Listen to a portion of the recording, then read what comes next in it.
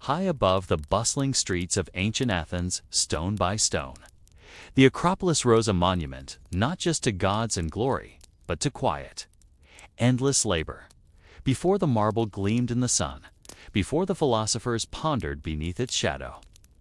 It was chisels, dust, aching backs, and dreams carved into rock.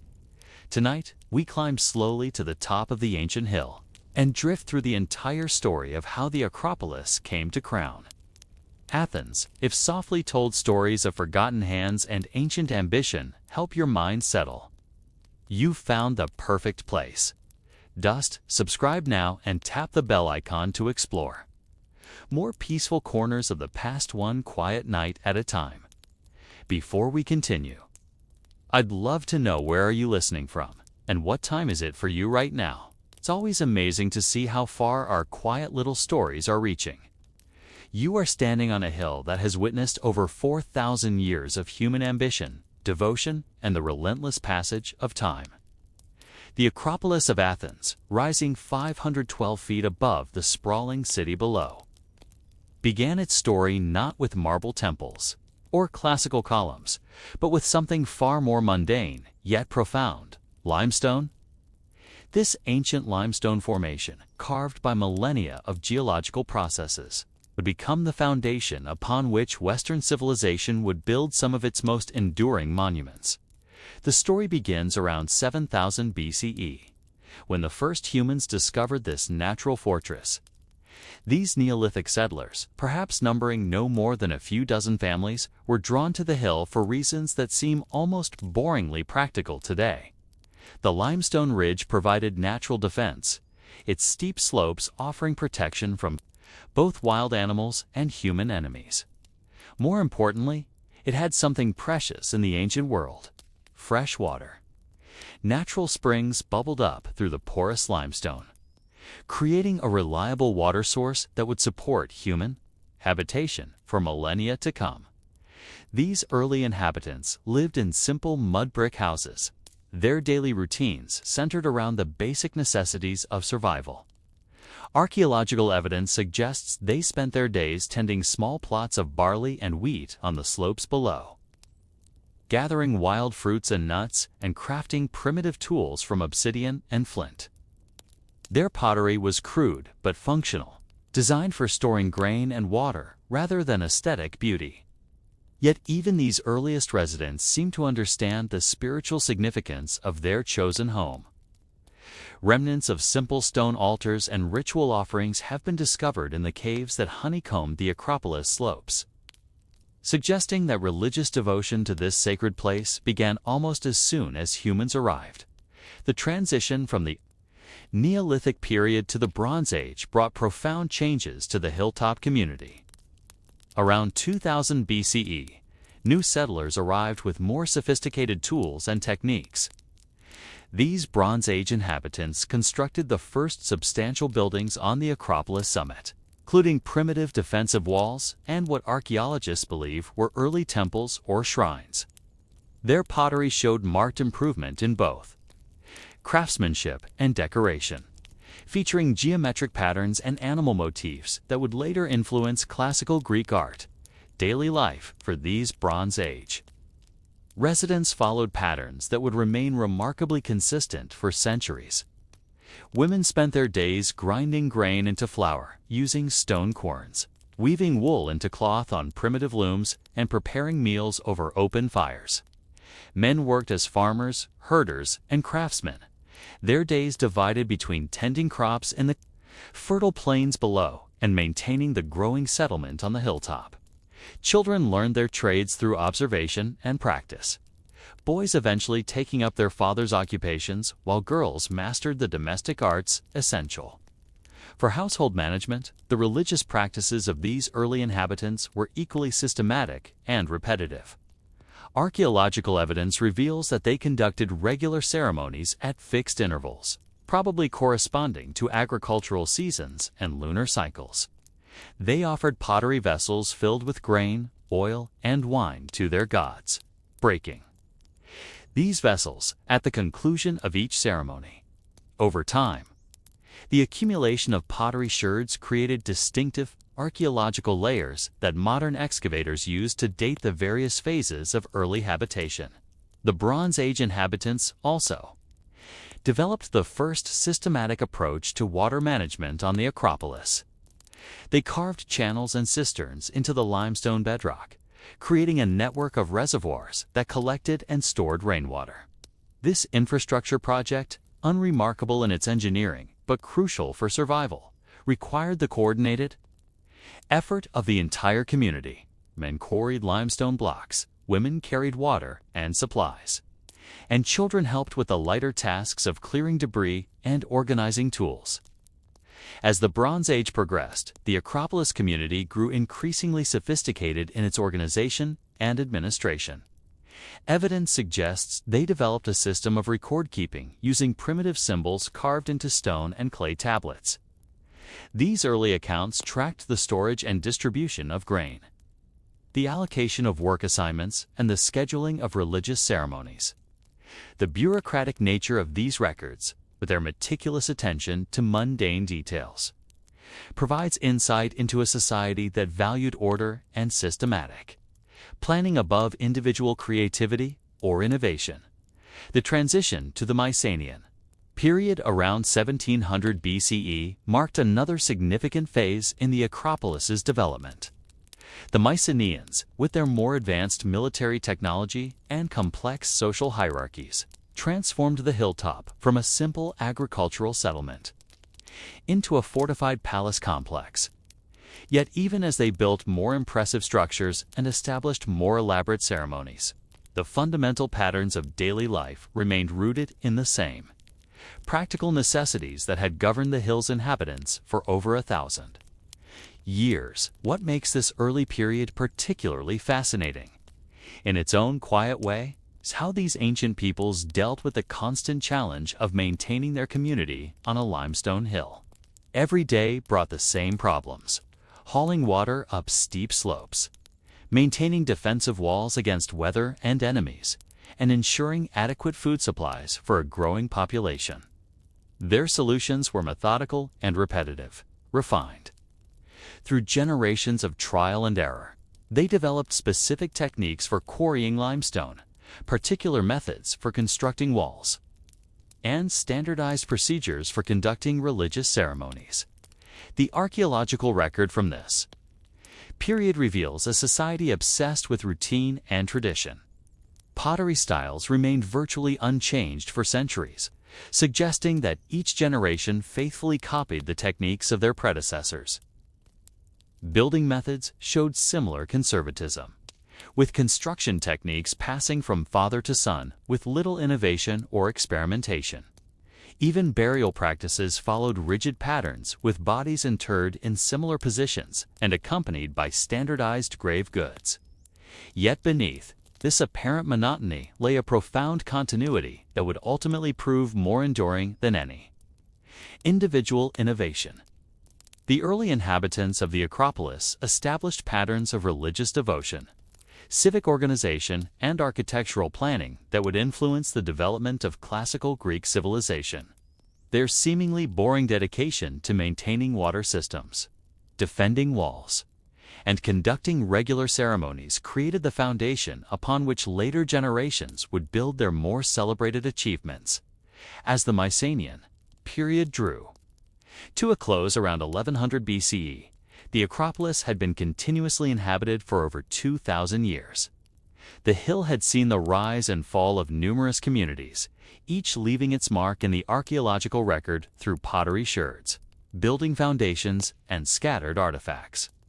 Yet the basic character of life on the sacred hill remained remarkably consistent: a community of several hundred people, engaged in agriculture and craft production, devoted to their gods, and committed to maintaining their ancient home against the challenges of time and weather. What had begun as a simple Neolithic settlement had evolved into something far more complex and enduring. The limestone ridge that had initially attracted settlers for its practical advantages had become something sacred, a place where the boundary between the human and divine worlds seemed permeable.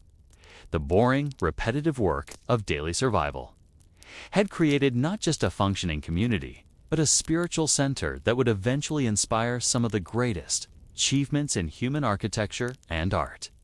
But how had this transformation occurred?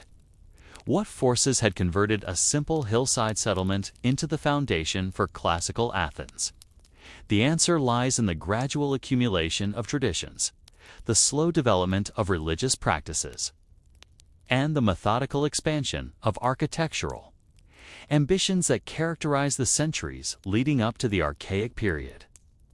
The arrival of the Mycenaeans around 1700 BCE transformed the Acropolis from a simple Bronze Age settlement into something approaching a true fortress-palace complex. Yet this transformation, dramatic as it was, unfolded through the same kind of methodical, repetitive work that had characterized the hill's development for the previous 1,000 years. The Mycenaeans brought with them not just superior military technology and more sophisticated architectural techniques, but also an obsessive attention to detail and systematic organization that would make their fortress one of the most formidable defensive positions in the ancient world. The Mycenaean approach to fortress construction was remarkably thorough and boring in its precision. They began by conducting a systematic survey of the entire hilltop, mapping every slope, measuring every dimension, and calculating the optimal placement for defensive walls. This survey work, carried out by teams of skilled engineers and master builders, took months to complete.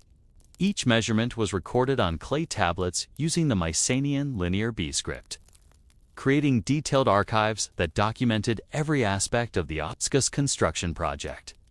The actual construction of the fortress walls began with the most mundane yet crucial task: quarrying limestone blocks. The Mycenaeans established quarries on the lower slopes of the Acropolis, where teams of workers spent their days extracting massive blocks of stone using bronze tools and wooden wedges. The work was repetitive and exhausting, requiring careful coordination between quarrymen, who split the stone, and transporters, who moved the blocks to the construction site using wooden rollers and rope hauling systems. The size and weight of these limestone blocks were staggering. Individual stones often weighed several tons, requiring teams of dozens of workers to move them into position. The Mycenaeans developed specialized techniques for handling these massive blocks, including the use of bronze crowbars for precise positioning and wooden scaffolding for lifting stones to the required height.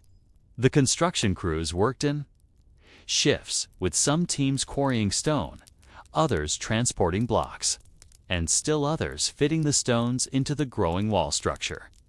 The Mycenaean fortress walls, when completed, rose to a height of nearly 8 meters and enclosed an area of approximately 2.5 hectares. These walls, constructed using the technique known as cyclopean masonry, consisted of massive irregular stones fitted together without mortar. The precision required for this type of construction was extraordinary, with each stone shaped to fit perfectly with its neighbors. The gaps between the larger stones were filled with smaller stones and clay, creating a solid defensive barrier that would endure for over 3 millennia. Daily life within the Mycenaean fortress followed patterns that were both more complex and more regimented than those of the earlier Bronze Age settlement. The fortress housed not just the ruling family and their immediate retainers, but also a substantial population of craftsmen, administrators, and service workers. Archaeological evidence suggests that the fortress population numbered between 500 and 800 people, all of whom lived according to strict social hierarchies and occupational SPECIA LIZATI. Hence, the palace complex at the center of the fortress was itself a masterpiece of methodical planning and construction. The Mycenaeans built their palace using a standardized architectural plan that they had developed and refined over centuries. The central feature was the megaron, a large rectangular hall with a central hearth and 4 columns supporting the roof. This hall served as the throne room, banquet hall, and religious center of the palace complex.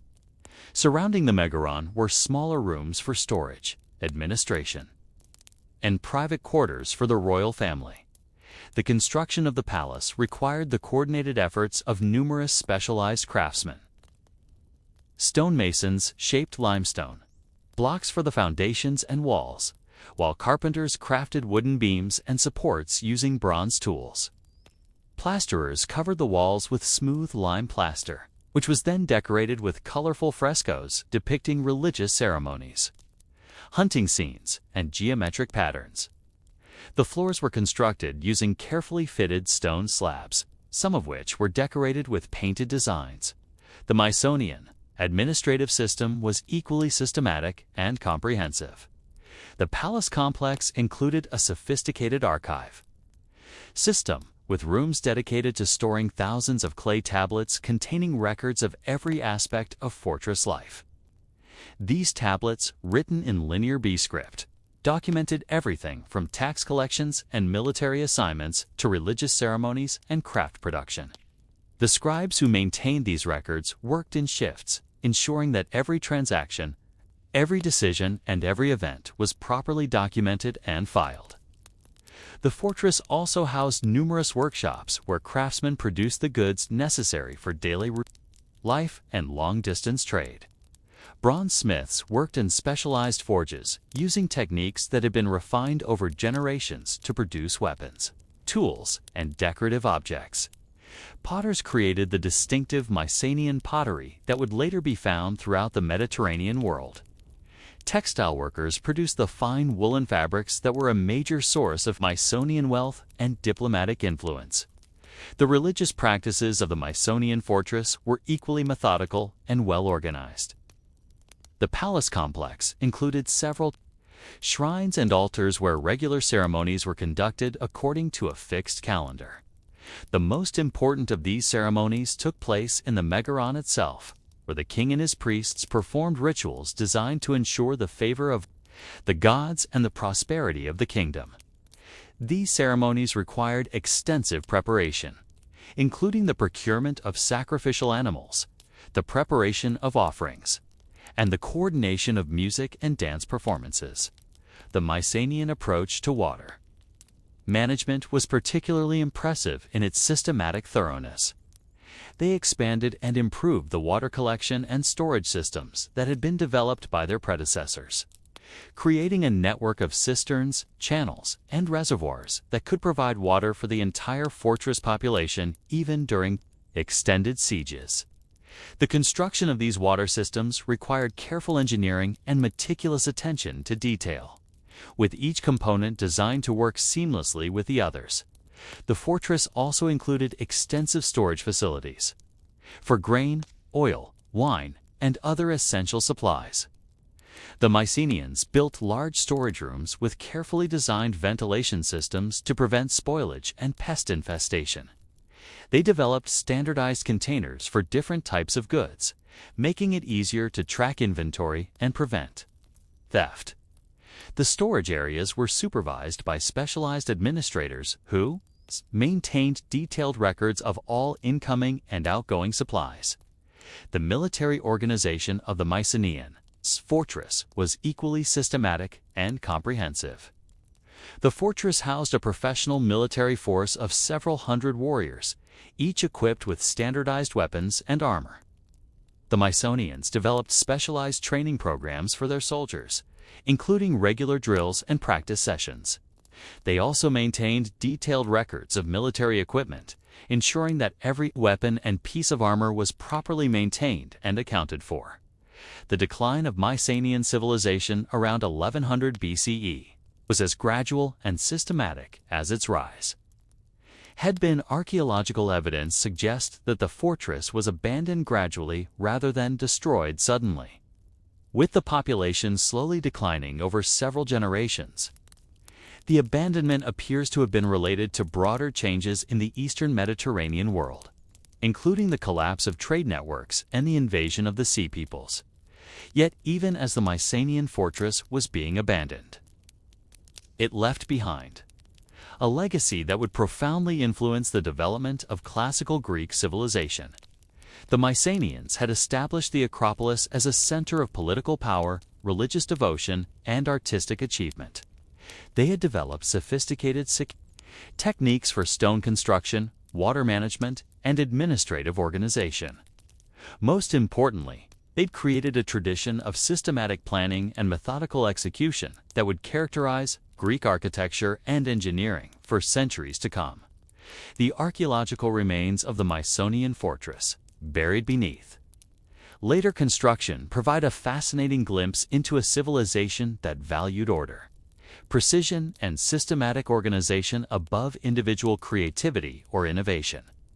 The fortress walls, palace foundations, and storage facilities that modern archaeologists have uncovered represent the accumulated efforts of generations of workers, all dedicated to maintaining and improving their hilltop home. As the Mycenaean period drew to a close, the Acropolis stood as a testament to the power of systematic work and methodical planning. The fortress had been built and maintained through the coordinated efforts of hundreds of workers, each contributing their specialized skills to the collective enterprise. The boring, repetitive work of quarrying stone, mixing mortar, and fitting blocks had created something far more enduring than any individual achievement. But what would become of this carefully constructed fortress? How would the traditions and techniques developed by the Mycenaeans influence the next phase of the Acropolis's development? The answer would emerge slowly, through the gradual accumulation of new influences and the methodical adaptation of old traditions to new circumstances. The period following the collapse of Mycenaean civilization, often called the Greek Dark Ages, was anything but dark on the Acropolis. While the great fortress palace complex was gradually abandoned, the sacred hill never completely lost its significance. Instead, it underwent a slow, methodical transformation that would set the stage for the magnificent construction projects of the classical period. This transformation, spanning roughly from 1100 to 480 BCE, was characterized by the same kind of systematic development and repetitive refinement that had marked the hill's earlier history. The early Archaic period saw the emergence of a new kind of community on the Acropolis, unlike the centralized hierarchical society of the Mycenaean fortress. The Archaic settlement was organized around religious devotion and civic participation. The hilltop became less a fortress and more a sanctuary, with the construction of the first proper temples dedicated to Athena, the goddess who would give her name to the growing city below. The construction of these early temples followed patterns that were both methodical and experimental. The Greeks of the Archaic period inherited the Mycenaean tradition of systematic planning and careful execution. But they also began to develop new architectural techniques and artistic styles. The result was a construction process that was simultaneously conservative and innovative, preserving ancient traditions while gradually introducing new elements. The earliest archaic temple, built around 700 BCE, was a modest structure by later standards. It measured approximately 20 by 45 meters. It was constructed using a combination of limestone blocks and wooden beams. The temple followed the basic plan of the Mycenaean megaron, with a central chamber cella surrounded by columns peristyle. However, the archaic builders introduced several innovations, including the use of more refined stone-cutting techniques and the development of standardized column proportions. The construction of this early temple required the coordinated efforts of numerous craftsmen and laborers. Stonemasons quarried limestone blocks from the same quarries that had supplied the Mycenaean fortress, using techniques that had been refined over centuries. However, the archaic builders demanded higher standards of precision and finish than their predecessors. Each stone was cut to exact specifications, with smooth surfaces and sharp edges that required days of careful work to achieve. The temple construction process was methodical and repetitive, with each phase of work following established procedures. The builders began by laying the foundation, which required excavating a level platform and installing drainage systems to prevent water damage. The foundation stones were laid in carefully planned courses, with each stone positioned according to precise measurements and alignments. The work proceeded slowly but steadily, with teams of workers completing each phase before moving on to the next. The construction of the temple columns was particularly demanding in its precision and repetitiveness. Each column was built up from a series of stone drums, with each drum cut to exact specifications and fitted precisely to its neighbors. The fluting of the columns, which gave them their distinctive vertical ridges, required weeks of careful carving using specialized tools. The work was so repetitive that individual craftsmen could spend months working on a single column. Using the same techniques and following the same patterns day after day, the temple's wooden elements, including the roof beams and decorative elements, required equally careful craftsmanship. The Greeks of the Archaic period developed sophisticated techniques for working with wood, including methods for joining beams without metal fasteners and techniques for preventing rot and insect damage. The wooden elements were carved with decorative patterns and painted with bright colors, creating a visual effect that was both striking and harmonious. The religious practices associated with the archaic temple were equally systematic and repetitive. The temple served as the center of an elaborate ceremonial complex, with regular festivals and rituals that followed ancient traditions. The most important of these ceremonies was the Panathenaea, a festival held every 4 years in honor of Athena. The preparation for this festival required months of careful planning and coordination, with various groups of citizens responsible for different aspects of the celebration. The Panathenaea procession, which climbed from the city below to the temple on the Acropolis, was a masterpiece of choreographed movement and symbolic meaning. The procession included representatives from every segment of Athenian society, each group carrying specific offerings and performing prescribed roles. The route of the procession was carefully planned to showcase the most important landmarks of the city, while the timing of the events was coordinated to maximize their religious and civic impact. The offerings presented at the temple during the Panathenaea were themselves the products of months of systematic preparation.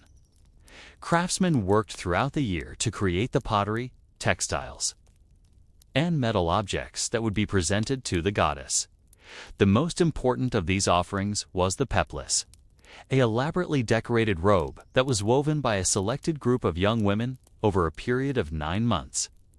The creation of the peplos required the coordinated efforts of dozens of people, from the shepherds who provided the wool to the dyers who created the colored threads. The administration of the archaic temple was equally systematic and well organized. The temple complex included offices for the priests and officials who managed the sanctuary's affairs, as well as storage facilities for the offerings and equipment used in religious ceremonies. The temple's financial records, maintained on carefully organized archives, documented every aspect of the sanctuary's operations, from the collection of offerings to the payment of construction workers. The later Archaic period saw the construction of increasingly elaborate temples and other structures on the Acropolis. The Old Parthenon, begun around 490 BCE, represented the culmination of archaic architectural development. This temple, larger and more sophisticated than its predecessors, incorporated all the technical innovations and artistic refinements that had been developed over the previous 2 centuries. The construction of the Old Parthenon required the coordinated efforts of hundreds of workers and took over a decade to complete. The architectural development of the Archaic period was characterized by a systematic process of experimentation and refinement. Each new temple incorporated improvements and innovations based on the experience gained from previous construction projects. The builders gradually developed more sophisticated techniques for stone cutting, more precise methods for column construction, and more effective systems for organizing and coordinating construction work. The decoration of archaic temples was equally methodical in its development. The Greeks gradually developed a standardized system of architectural decoration, with specific patterns and motifs assigned to different parts of the building. The pediments, triangular areas above the columns, were decorated with elaborate sculptural compositions, while the metapiece square panels between the columns featured relief sculptures depicting mythological scenes. The creation of these decorative elements required the coordinated efforts of numerous artists and craftsmen, all working according to established conventions and traditions. The Persian invasion of 480 BCE brought this period of gradual development to an abrupt end. The Persian army, led by Xerxes, captured Athens and systematically destroyed the temples and other structures on the Acropolis. The destruction was thorough and methodical, with the Persians apparently taking particular care to demolish the religious buildings that had been the focus of so much careful construction work. Yet even as the Persian invasion destroyed the physical structures that had been built during the Archaic period, it could not destroy the knowledge, techniques, and traditions that had been developed over the previous centuries. The systematic approach to construction, the refined techniques for stone cutting and column construction, and the sophisticated methods for organizing and coordinating large construction projects would all survive the Persian destruction and would be applied to even more ambitious projects in the decades that followed. The Archaic period had established the Acropolis as the religious and civic center of Athens. The methodical development of architectural techniques, the systematic organization of religious ceremonies, and the gradual refinement of artistic traditions had created a foundation upon which the classical period would build its most magnificent achievements. The boring, repetitive work of stone cutting, column construction, and temple decoration had created not just individual buildings, but a tradition of excellence that would endure for centuries. As the smoke cleared from the Persian destruction, the Athenians faced a choice. They could rebuild their destroyed temples using the same techniques and following the same patterns that had guided archaic construction, or they could use the Persian destruction as an opportunity to attempt something entirely new and unprecedented. The decision they made would transform not just the Acropolis, but the entire course of Western architectural history. In the aftermath of the Persian Wars, as Athens emerged victorious but devastated, one man would orchestrate the most ambitious construction project the ancient world had ever seen. Pericles, the son of Xanthippus, was not an architect or engineer, but a politician whose methodical approach to administration would transform the Acropolis from a collection of ruins into an unprecedented monument to human achievement. His story begins not with grand visions of marble temples, but with the boring, meticulous work of organizing finances, coordinating craftsmen, and managing the complex logistics required for such an enormous undertaking. Pericles assumed effective leadership of Athens around 461 BCE, inheriting a city that had been both enriched and exhausted by its recent military victories. The Delian League, originally formed as a defensive alliance against Persian aggression, had evolved into an Athenian empire that generated enormous revenues through tribute payments from subject cities. These funds, collected systematically and administered through an increasingly sophisticated bureaucracy, would provide the financial foundation for the Periclean building program. The decision to rebuild the Acropolis was not made impulsively or dramatically, but through a careful process of planning and consultation that reflected Pericles' methodical approach to governance. He began by commissioning detailed surveys of the damaged structures, documenting the extent of the destruction and cataloging the materials that could be salvaged for reuse. These surveys, conducted by teams of skilled architects and engineers, produced comprehensive reports that would guide the planning process for the new construction. The financial planning for the building program was equally systematic and thorough. Pericles established a special treasury to manage the construction funds, with detailed accounting procedures to track every expenditure. The treasury maintained separate accounts for different aspects of the project, including materials, labor, transportation, and equipment.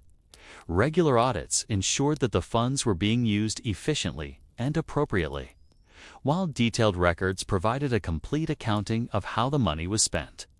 The organization of the construction workforce was perhaps Pericles' most impressive administrative achievement. The building program would require the coordinated efforts of thousands of workers, including architects, engineers, stonemasons, sculptors, carpenters, metalworkers, and laborers. Pericles developed a systematic approach to recruiting and organizing. These workers establishing training programs for apprentices and creating standardized wage scales for different categories of work. The recruitment process was methodical and comprehensive. Pericles sent representatives throughout the Greek world to identify and recruit the most skilled craftsmen available. These recruitment efforts were particularly focused on finding master craftsmen who could serve as supervisors and teachers. For the less experienced workers, the recruiters maintained detailed records of each craftsman's qualifications, previous experience, and wage requirements, creating a comprehensive database of available talent. The training programs established for the building project were equally systematic and thorough. Pericles recognized that the project would require not just skilled craftsmen, but also large numbers of semi-skilled workers who could perform specialized tasks under expert supervision. He established training schools where experienced craftsmen taught specific techniques to apprentices and laborers. These schools operated according to standardized curricula, with students progressing through carefully defined stages of instruction. The stonemasonry training program was particularly elaborate and demanding. Students began by learning basic techniques for cutting and shaping stone using traditional tools. They practiced on blocks of common limestone before being allowed to work with the precious pentelic marble that would be used for the major temples. The training process was repetitive and demanding, with students spending months perfecting techniques for cutting straight edges, creating smooth surfaces, and achieving precise measurements. The sculptural training program was even more rigorous and time-consuming. Prospective sculptors began by learning basic techniques for carving simple geometric patterns in stone. They gradually progressed to more complex tasks, including the creation of decorative moldings, architectural ornaments, and finally figurative sculptures. The training process could take years to complete, with students working under the direct supervision of master sculptors who maintained exacting standards of quality and precision. The organization of the construction sites was equally methodical and systematic. Pericles established separate work areas for different aspects of the project, with each area organized according to specific operational procedures. The stone cutting areas were equipped with specialized tools and workbenches, while the sculpture workshops were designed to provide optimal lighting and ventilation. The construction sites included extensive storage facilities for materials and tools, as well as administrative offices for the supervisors and clerks who managed the work. The transportation and logistics systems developed for the building program were masterpieces of organization and efficiency. The pentelic marble quarries, located about 16 kilometers from Athens, required the development of specialized transportation systems to move the massive stone blocks to the construction sites. Pericles organized teams of workers to build and maintain roads between the quarries and the city, while also developing systems for loading, transporting, and unloading the heavy stone blocks. The marble transportation process was particularly complex and demanding. Each block of marble had to be carefully extracted from the quarry using specialized techniques that prevented cracking or damage. The blocks were then loaded onto specially designed wagons using wooden rollers and rope pulley systems. The transportation teams included not just the workers who moved the wagons, but also road maintenance crews who ensured that the routes remained passable, and supervisors who coordinated the movement of materials to prevent delays and bottlenecks. The construction scheduling developed by Pericles was equally systematic and comprehensive. He established detailed timetables for each phase of the construction process, with specific deadlines for completing various tasks. The schedules took into account the seasonal variations in weather that could affect construction work, as well as the religious festivals and civic events that might interrupt the work. The scheduling process required constant coordination between different groups of workers. with regular meetings and progress reports to ensure that the work remained on schedule. The quality control systems established for the building program were unprecedented in their thoroughness and precision. Pericles appointed experienced craftsmen to serve as quality inspectors, with specific responsibilities for ensuring that all work met the established standards. These inspectors maintained detailed records of their evaluations, documenting any defects or problems that required correction. The quality control process was so rigorous that individual stone blocks could be rejected and returned to the quarries if they failed to meet the required specifications. The financial management of the building program required constant attention to detail and careful coordination between different aspects of the project. Pericles established regular payment schedules for the various categories of workers, with specific procedures for calculating wages and distributing payments. The financial records included detailed accounts of material costs, labor expenses, and transportation charges, providing a complete picture of the project's economic impact. The administrative correspondence generated by the building program was enormous and required sophisticated systems for organizing and maintaining records. Pericles established a central administrative office that served as the coordination center for all aspects of the project. This office maintained correspondence with suppliers, contractors, and government officials, while also managing the complex scheduling and logistics requirements of the construction work. The building program's impact on the Athenian economy was both immediate and long-lasting. The project employed thousands of workers and generated enormous demand for materials and services. The economic activity created by the construction work stimulated growth in numerous related industries, from quarrying and transportation to food service and housing. The systematic organization of this economic activity, managed through Pericles' administrative systems, helped to ensure that the benefits of the building program were distributed throughout Athenian society. The coordination between the various temples and structures being built simultaneously on the Acropolis required unprecedented levels of planning and organization.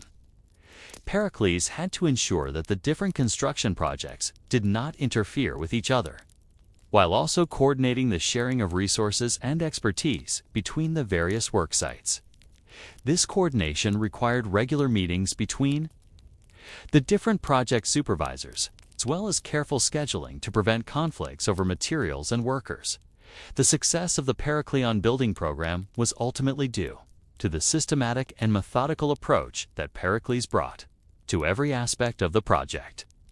His administrative innovations, from the organization of the workforce to the management of finances, created the foundation upon which the master architects and craftsmen could build their masterpieces: the boring, repetitive work of administration.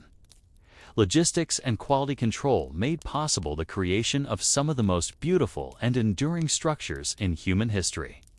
As the first phase of construction began in 447 BCE, Pericles had established the organizational framework that would guide the project for the next 2 decades. The systematic procedures he had developed for managing workers, materials, and finances would prove essential for coordinating the complex and demanding work that lay ahead. But how would these administrative systems work in practice? How would the master architects and craftsmen translate Pericles' organizational vision into the physical reality of marble temples and sculptural masterpieces? The answers would emerge through the methodical, day-by-day work of construction that would transform the Acropolis over the next generation. The summer of 447 BCE dawned like any other in Athens, but for the hundreds of workers ascending the Acropolis each morning, it marked the beginning of what would become the most methodical and ambitious construction project in human history.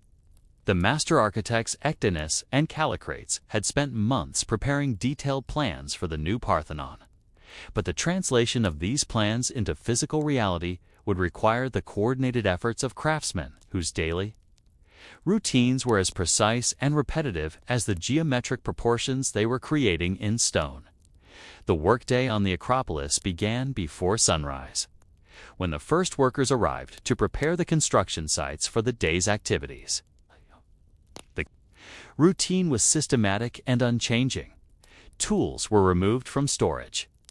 Work areas were cleaned and organized, and materials were arranged according to the day's planned activities. The foreman conducted daily inspections to ensure that all equipment was in proper working order and that the work areas were safe and efficient.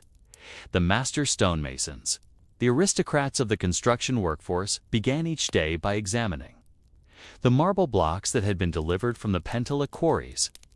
Each block was carefully inspected for cracks, inclusions, or other defects that might compromise the structural integrity or aesthetic quality of the finished work. The inspection process was thorough and time-consuming, with experienced masons using specialized tools to test the hardness and density of the marble. The process of cutting and shaping the marble blocks was methodical and repetitive, requiring extraordinary precision and patience. The masons began by marking the stone with detailed measurements, using bronze compasses and wooden rulers to ensure accuracy. The actual cutting was done using iron tools and bronze chisels, with the work proceeding slowly and carefully to prevent damage to the precious marble. A single block might require days or even weeks of work to achieve the required dimensions and finish. The column construction process was particularly cutting in its precision and repetition. Each column was built up from a series of stone drums, with each drum cut to exact specifications and fitted precisely to its neighbors. The masons used specialized techniques to ensure that the drums were perfectly aligned, including the use of bronze dowels and molten lead to secure the joints. The fluting of the columns, which gave them their distinctive vertical ridges, required additional weeks of careful carving using specialized tools and templates.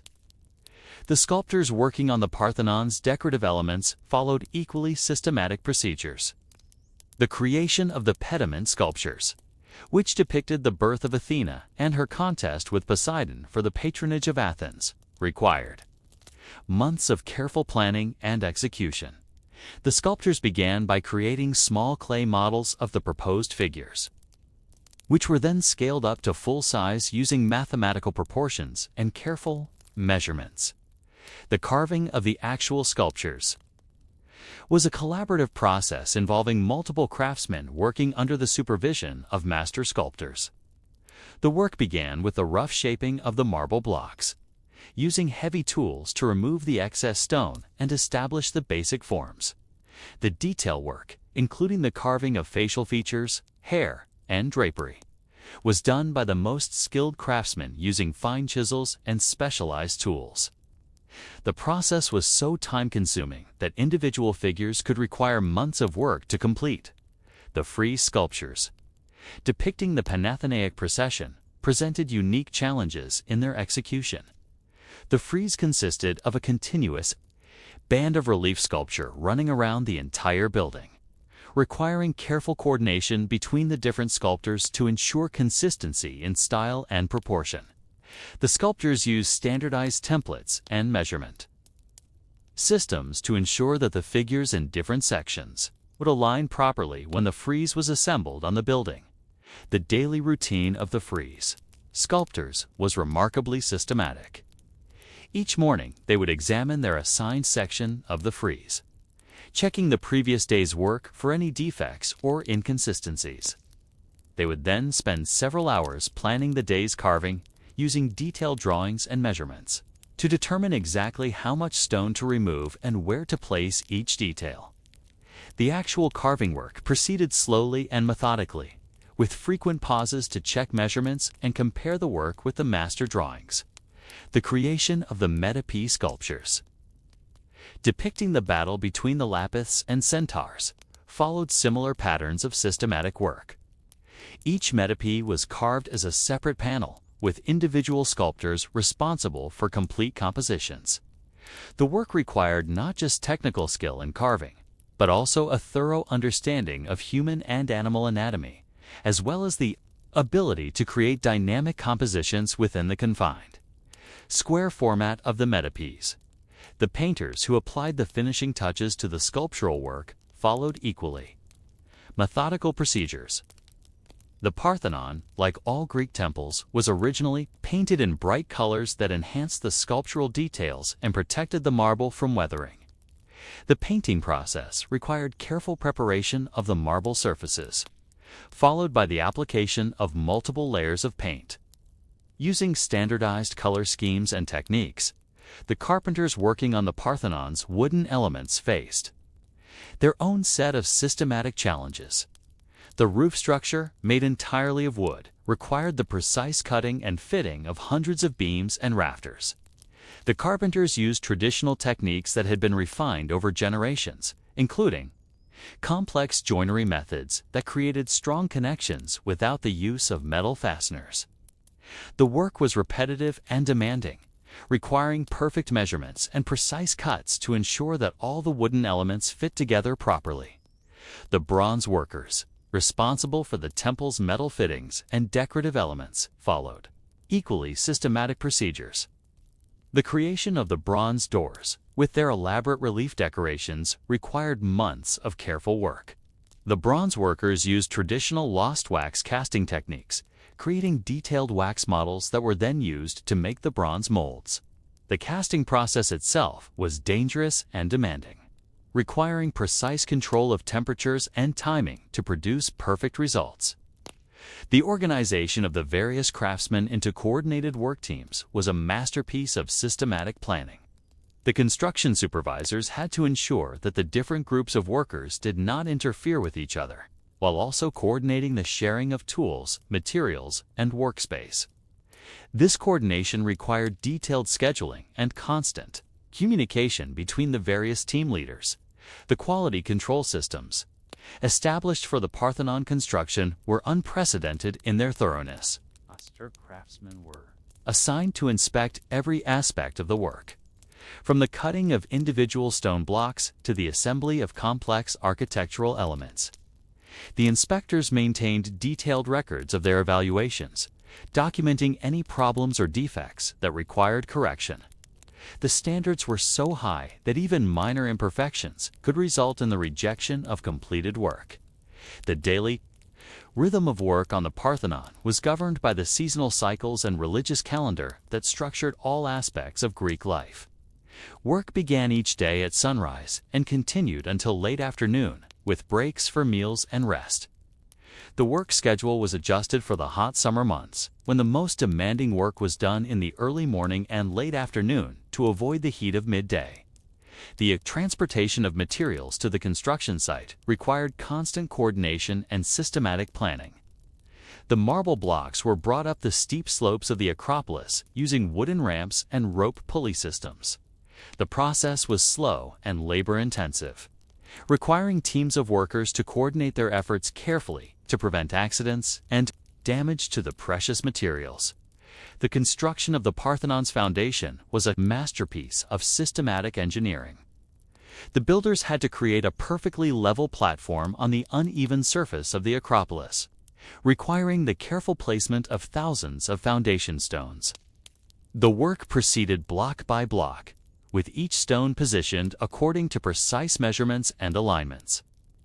The foundation work took months to complete, but it provided the solid base that would support the temple for millennia. The assembly of the Parthenon's columns was equally systematic and demanding. Each column was built up from a series of stone drums, with the work proceeding one drum at a time. The masons used bronze crowbars and wooden levers to position the heavy drums precisely, while specialized lifting equipment helped to raise the stones to the required height. The process was repetitive and time-consuming, but it ensured that each column was perfectly straight and properly aligned.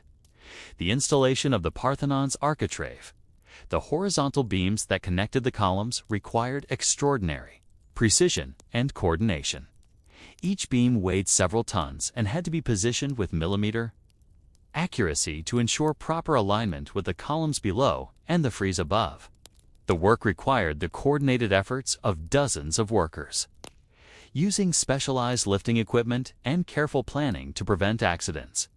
The roofing of the Parthenon presented unique challenges in systematic planning and execution.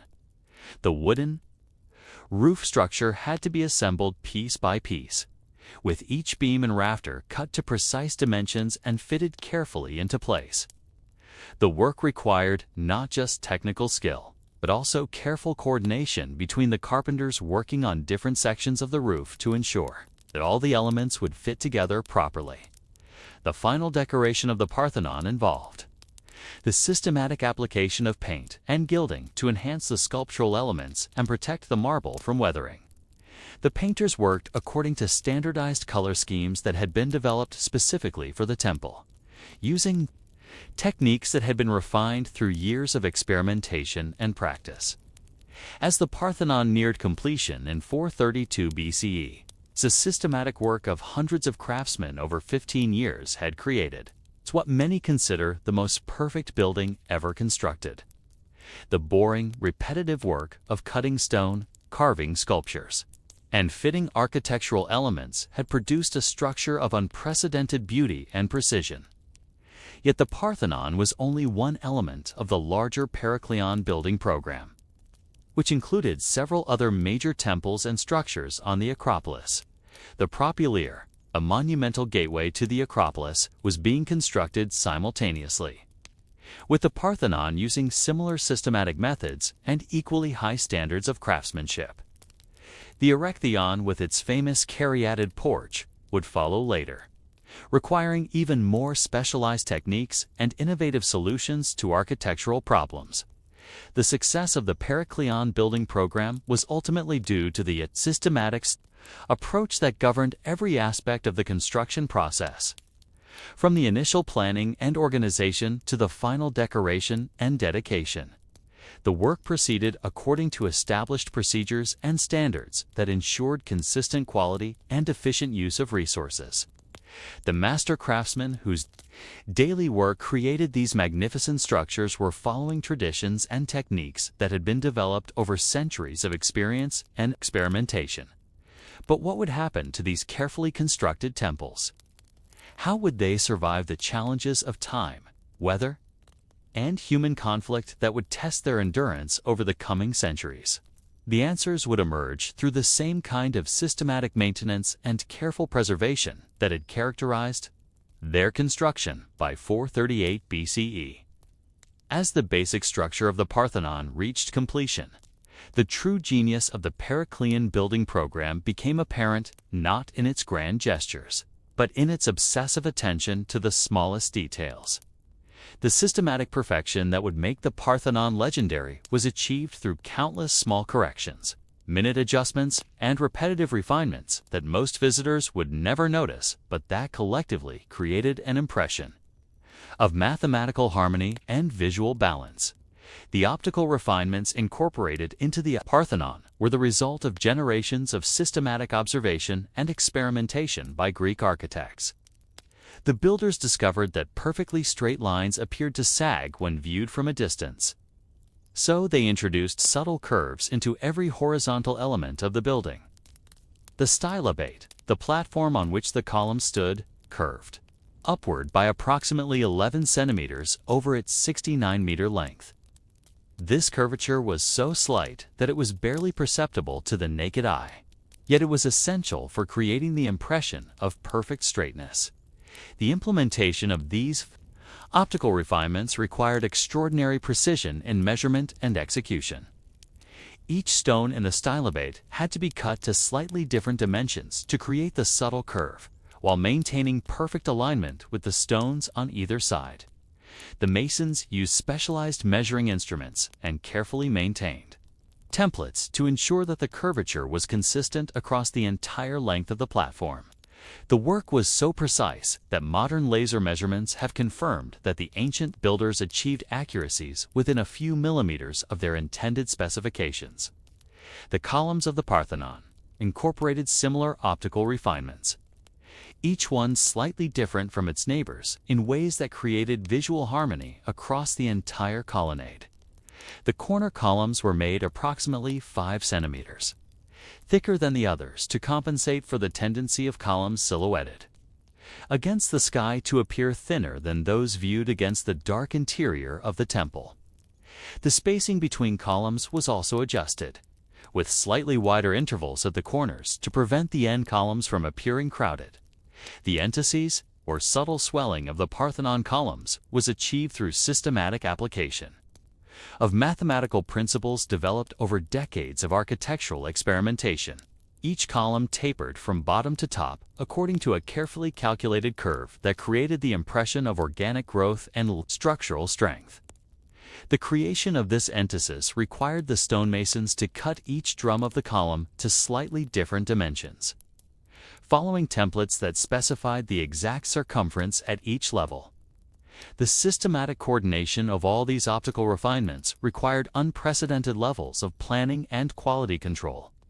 The architects had to calculate the precise dimensions for thousands of individual stone blocks, each one uniquely shaped, to contribute to the overall visual effect.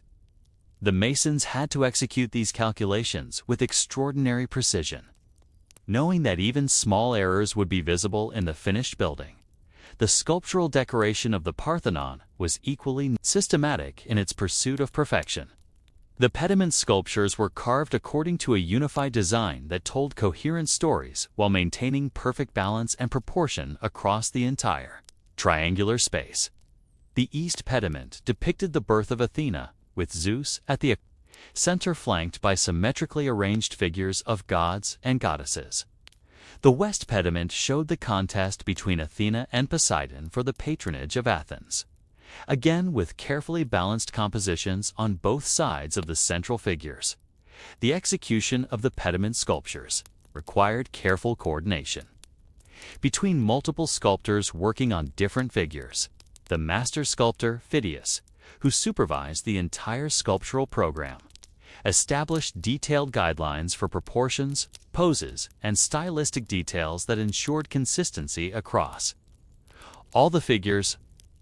Each sculptor had to work within these guidelines while also demonstrating individual skill and creativity in the execution of specific figures.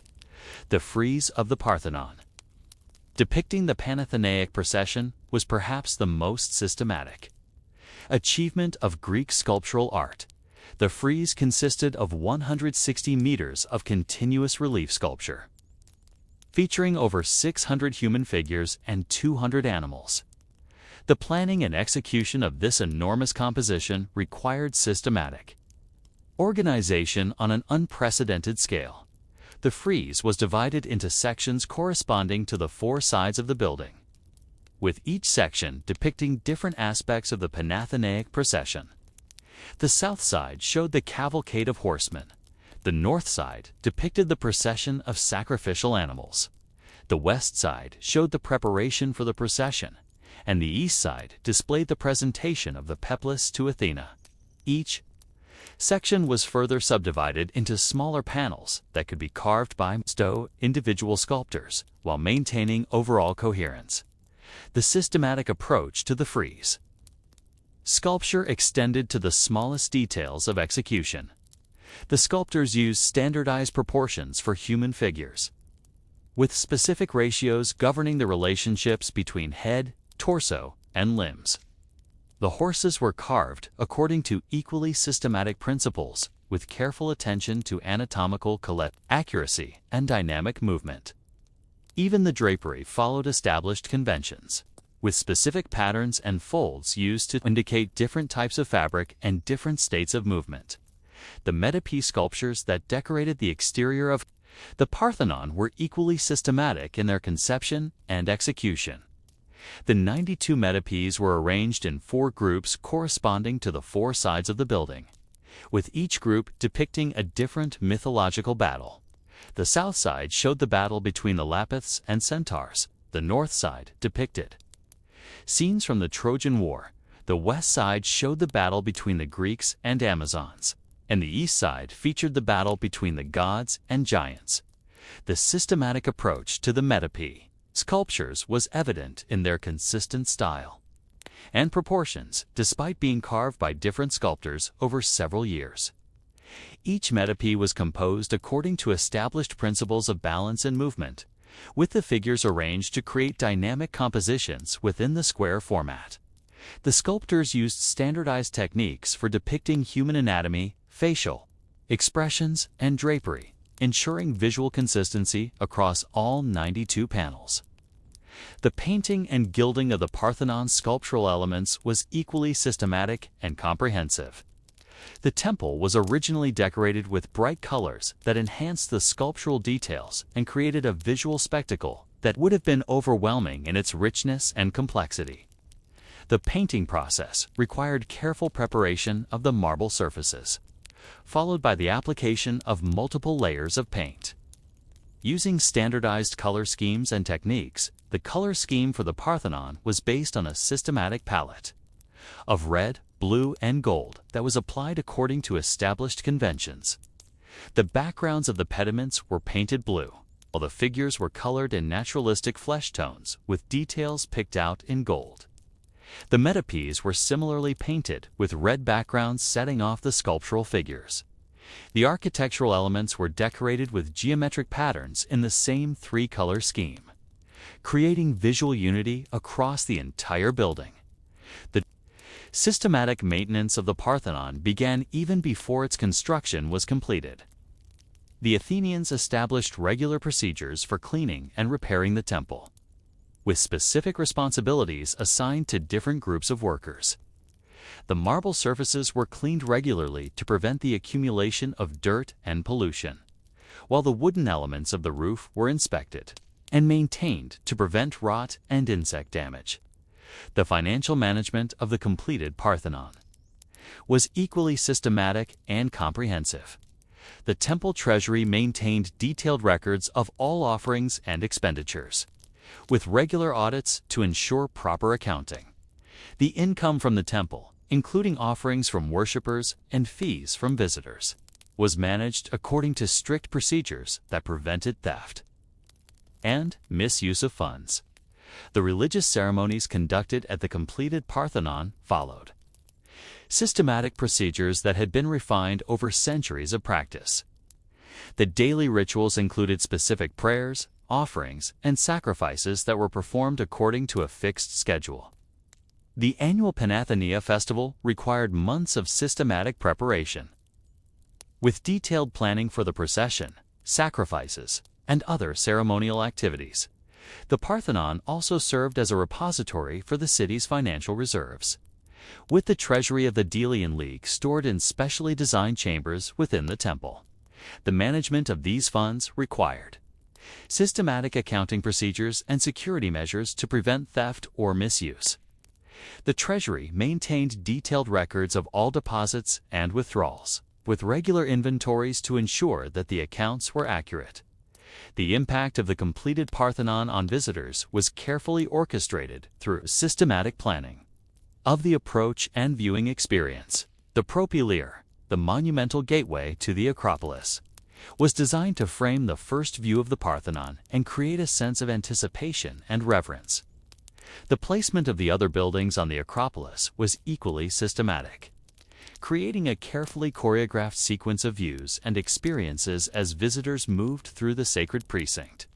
The systematic perfection achieved in the Parthenon was the result of centuries of architectural experimentation and refinement, combined with the unprecedented resources and organizational capabilities of the Athenian Empire. The boring, methodical work of measuring, cutting, and fitting thousands of stone blocks had created a structure that would be admired and studied for over 2 millennia. As the Periclean building program neared completion around 430 BCE, the Acropolis had been transformed into a complex of temples and structures that represented the highest achievement of Greek architecture and sculpture. The systematic approach that had governed every aspect of the construction process, from the initial planning to the final decoration, had created buildings that would endure as symbols of human creativity and technical perfection. But how would these magnificent structures survive the trials that lay ahead? The systematic perfection that had been achieved through decades of careful work would soon be tested by war, conquest, and the inevitable passage of time. The next chapter in the story of the Acropolis would reveal whether the methodical construction techniques and maintenance procedures developed during the classical period would be sufficient to preserve these monuments for future generations. The year 404 BCE marked the end of the Athenian Golden Age, as the city surrendered to Sparta after a devastating defeat in the Peloponnesian War. Yet for the Acropolis and its magnificent temples, this political catastrophe was merely the beginning of a much longer story of gradual transformation and systematic adaptation to changing circumstances. The monuments that had been built with such methodical precision during the classical period would now face centuries of wear, modification, and repurposing as successive civilizations imposed their own needs and beliefs upon the sacred hill. The immediate aftermath of Athens' defeat brought the first systematic changes to the Acropolis since the completion of the Periclean building program. The Spartan victors, while they did not destroy the temples, imposed new restrictions on their use and maintenance. The treasury of the Delian League, which had been stored in the Parthenon, was confiscated and redistributed. The regular maintenance procedures that had kept the buildings in perfect condition were disrupted as the city's financial resources were diverted to war reparations and the basic needs of survival. The daily routines that had sustained the Acropolis for over half a century began to change in subtle but significant ways. The teams of specialized craftsmen who had maintained the buildings were reduced in number and frequency of service. The regular cleaning of the marble surfaces became less systematic, allowing the gradual accumulation of dirt and atmospheric pollutants. The wooden elements of the temple roofs, which had been inspected and repaired on a regular schedule, began to show signs of deterioration as maintenance intervals were extended. The religious ceremonies conducted at the temples also underwent systematic modifications as Athens adapted to its reduced circumstances. The great festivals that had drawn participants from throughout the Greek world became smaller and more local in character. The Panathenea continued to be celebrated, but with less elaborate processions and fewer expensive offerings. The systematic preparation that had characterized these festivals during the classical period gave way to more improvised and economical arrangements. The Hellenistic period, beginning with the conquests of Alexander the Great in the mid-4th century BCE, brought new challenges and opportunities to the Acropolis. The Greek world was now connected to a vast network of trade and cultural exchange that stretched from Spain to India. But Athens was no longer the dominant power it had once been. The city became increasingly dependent on the patronage of Hellenistic kings and Roman benefactors who sought to associate themselves with the glorious past of classical Athens. The systematic modifications made to the Acropolis during the Hellenistic period reflected these changing circumstances. New monuments were added to commemorate foreign rulers and benefactors, while existing structures were modified to accommodate new functions and ceremonies. The careful visual harmony that had characterized the classical Acropolis was gradually compromised as each generation added its own contributions without reference to the overall design scheme. The construction techniques used for these new additions were often inferior to those employed during the classical period. The financial resources and organizational capabilities that had made possible the systematic perfection of the Periclean building program were no longer available. Instead, builders relied on expedient solutions and economical materials that met immediate needs but lacked the durability and refinement of their classical predecessors. The Roman conquest of Greece in 146 BCE initiated another phase of systematic transformation for the Acropolis. The Romans, while they professed admiration for Greek culture and architecture, approached the monuments with a fundamentally different set of priorities and assumptions. They viewed the Acropolis primarily as a tourist attraction and source of cultural prestige rather than as a living religious center.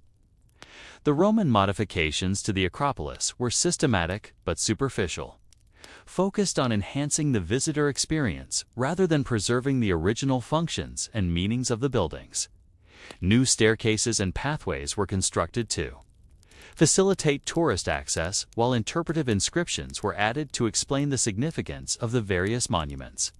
The Romans also introduced new types of entertainment and spectacle to the Acropolis, including theatrical performances and gladiatorial contests that would have been unthinkable during the classical period.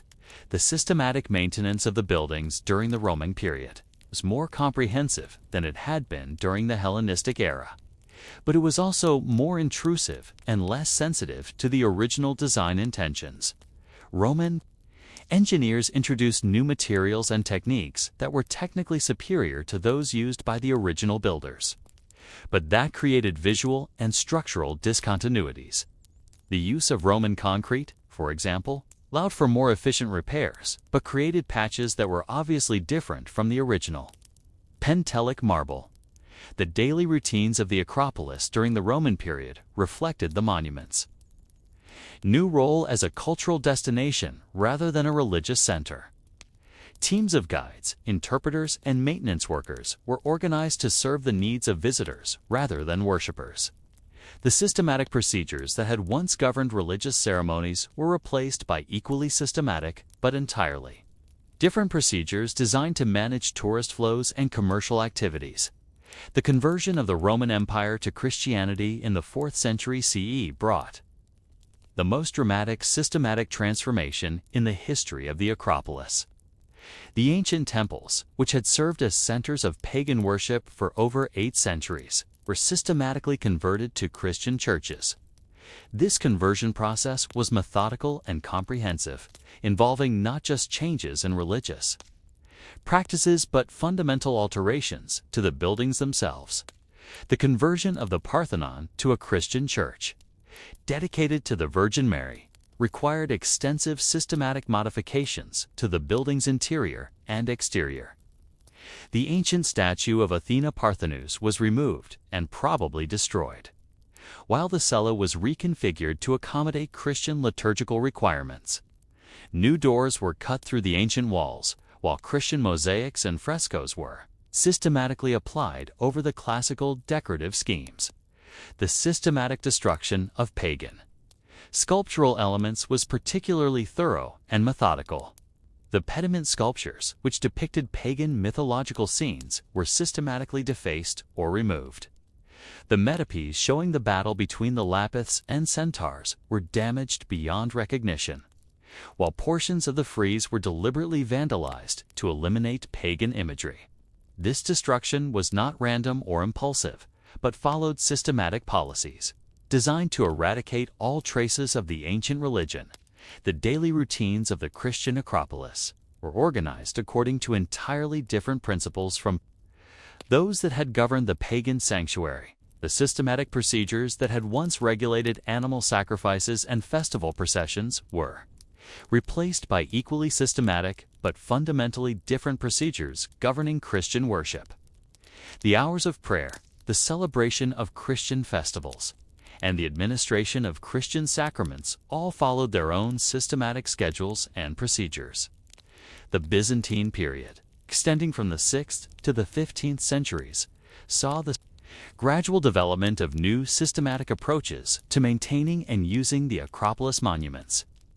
The Byzantine Empire, while it maintained the Christian character of the site, developed its own traditions of architectural modification and artistic decoration.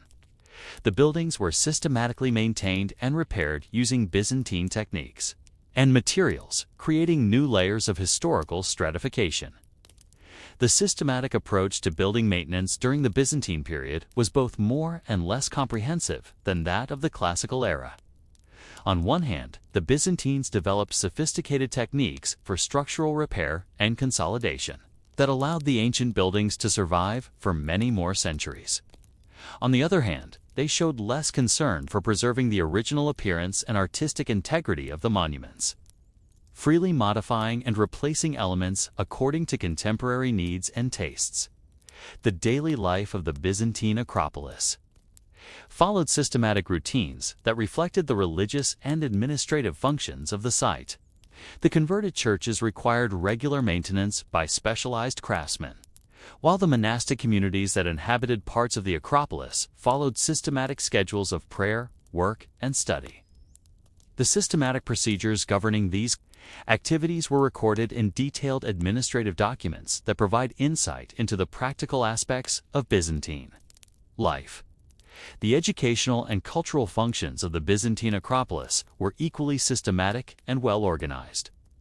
The site served as a center for the study of classical texts and the preservation of ancient learning. Systematic copying and preservation of manuscripts ensured that much of the literary heritage of ancient Greece survived the turmoil of the medieval period.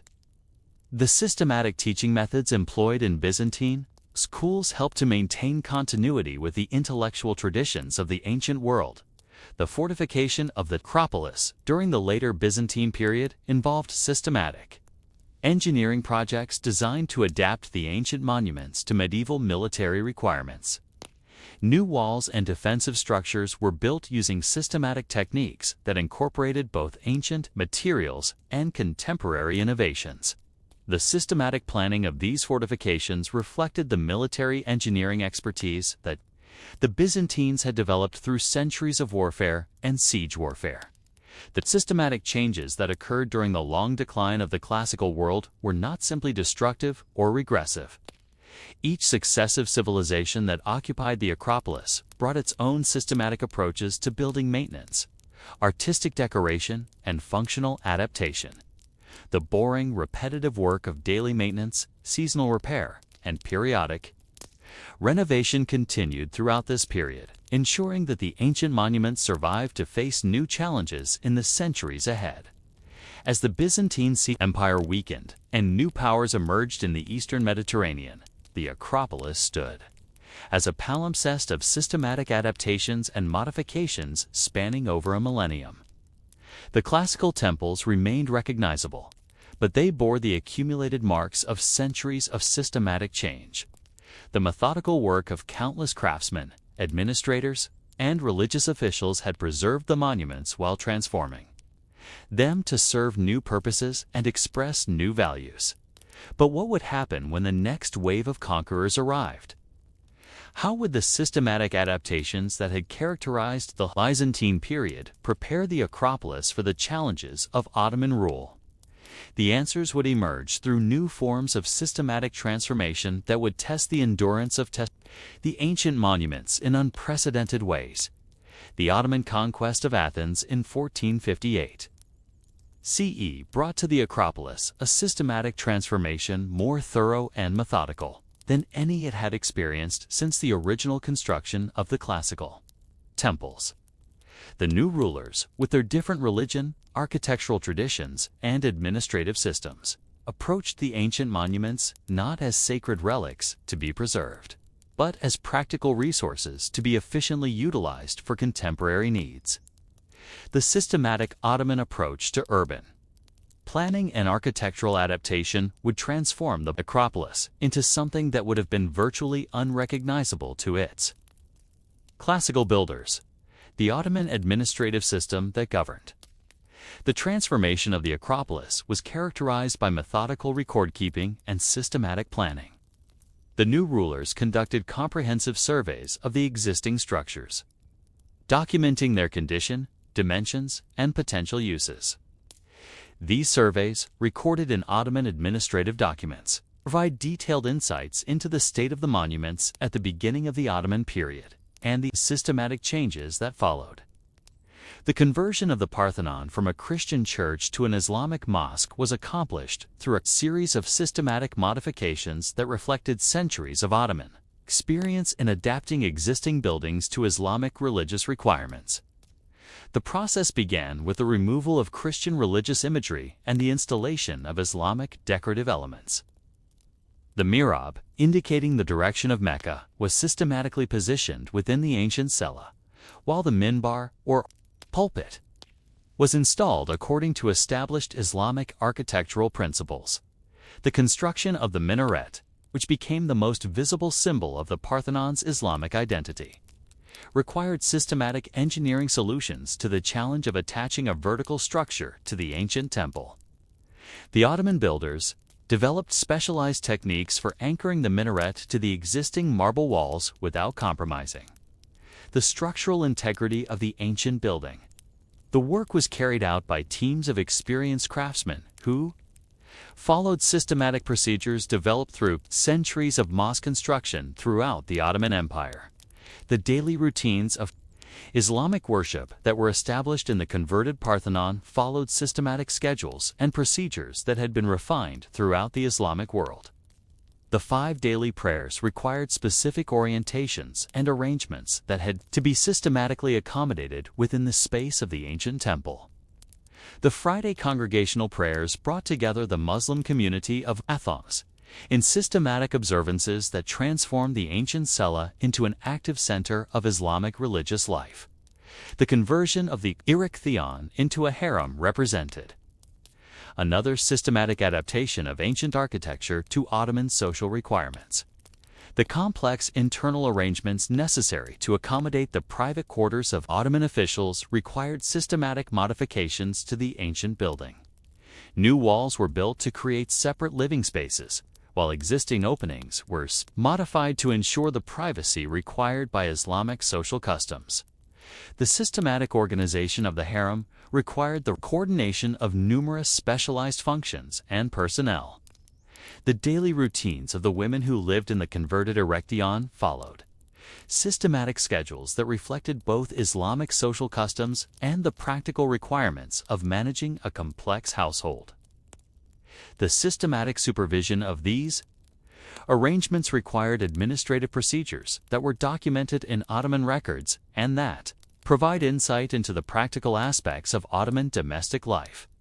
The transformation of the Acropolis into a residential district involved systematic urban planning on a scale not seen since the classical period. The Ottoman administrators developed comprehensive plans for housing, water supply, waste management, and transportation that took into account both the topographical constraints of the site and the social requirements of Ottoman urban life.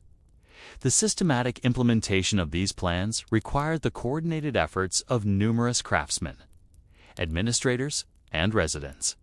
The construction of residential buildings throughout the Acropolis followed systematic patterns that reflected both Ottoman architectural traditions and the practical constraints of building within an ancient sanctuary. The new houses were built using traditional Ottoman construction techniques, with wooden frames and masonry infill, but they had to be adapted to the irregular terrain and existing ancient structures. The systematic approach to this construction work ensured that the new buildings were both functional and harmonious with their unique setting. The water supply system developed for the Ottoman Acropolis was a masterpiece of systematic engineering that built upon and extended the ancient systems that had served the site for over 2 millennia. The Ottoman engineers conducted comprehensive surveys of the existing cisterns, channels, and springs, then developed systematic plans for expanding and improving the water supply to meet the needs of a substantial residential population. The construction of new cisterns and water channels required systematic excavation and construction work that had to be carefully coordinated to avoid damage to the ancient monuments. The Ottoman builders developed specialized techniques for working in the constrained spaces of the Acropolis, using traditional tools and methods that had been refined through centuries of experience in similar situations. Throughout the empire, the systematic maintenance of the water supply system required regular inspection and repair work that followed established Ottoman administrative procedures. Teams of specialized workers were assigned to maintain different sections of the system, with systematic schedules for cleaning cisterns, repairing channels, and testing water quality. The systematic nature of this maintenance work ensured that the Acropolis residents had a reliable water supply throughout the Ottoman period. The waste management systems developed for the Ottoman Acropolis were equally systematic and comprehensive. It's a concentration of a substantial population within the limited space of the ancient sanctuary created unique challenges that required innovative solutions. The Ottoman administrators developed systematic procedures for waste collection, disposal, and sanitation that maintained public health while minimizing environmental impact. The systematic organization of commercial activities within the Ottoman Acropolis reflected the empire's sophisticated approach to urban economic management. Markets, workshops, and storage facilities were systematically planned and regulated to ensure efficient distribution of goods and services while maintaining the residential character of the district. The systematic regulation of these commercial activities required administrative procedures that were documented in Ottoman records and that provide insight into the economic life of Ottoman Athens, the educational and cultural institutions established within the Ottoman Acropolis followed systematic patterns that reflected Islamic educational traditions. The madrasas, or religious schools, that were established in adapted ancient buildings followed systematic curricula and teaching methods that had been developed throughout the Islamic world. The systematic approach to Islamic education ensured that the Muslim community of Athens maintained its religious and cultural identity while adapting to its unique historical setting. The systematic preservation of certain aspects of the ancient monuments during the Ottoman period reflects the empire's sophisticated approach to cultural heritage management, while the Ottoman rulers systematically adapted the buildings to their own needs. They also recognized the historical and artistic value of certain elements and took systematic measures to preserve them. The systematic documentation of these preservation efforts provides valuable insight into Ottoman attitudes toward the classical heritage. The military functions of the Ottoman Acropolis required systematic fortification and defense planning that took into account both the natural defensive advantages of the site and the requirements of contemporary military technology. The Ottoman military engineers conducted systematic surveys of the existing fortifications and developed comprehensive plans for their improvement and expansion. The systematic implementation of these military improvements required specialized engineering skills and coordinated construction efforts. The systematic training and organization of the Ottoman garrison stationed on the Acropolis followed military procedures that had been developed throughout the empire. The daily routines of training, guard duty, and maintenance followed systematic schedules that ensured the constant readiness of the defensive force. The systematic nature of these military procedures was documented in Ottoman military records that provide insight into the practical aspects of garrison life. The systematic administration of the Ottoman Acropolis required complex, bureaucratic procedures that coordinated the various functions of the site. The residential, religious, commercial, educational, and military activities all required systematic management and regulation. The Ottoman administrative system developed sophisticated procedures for coordinating these different functions while maintaining the overall unity and identity of the district. The systematic documentation of Ottoman administrative procedures provides valuable historical evidence for understanding how the Acropolis functioned as a living community during this period.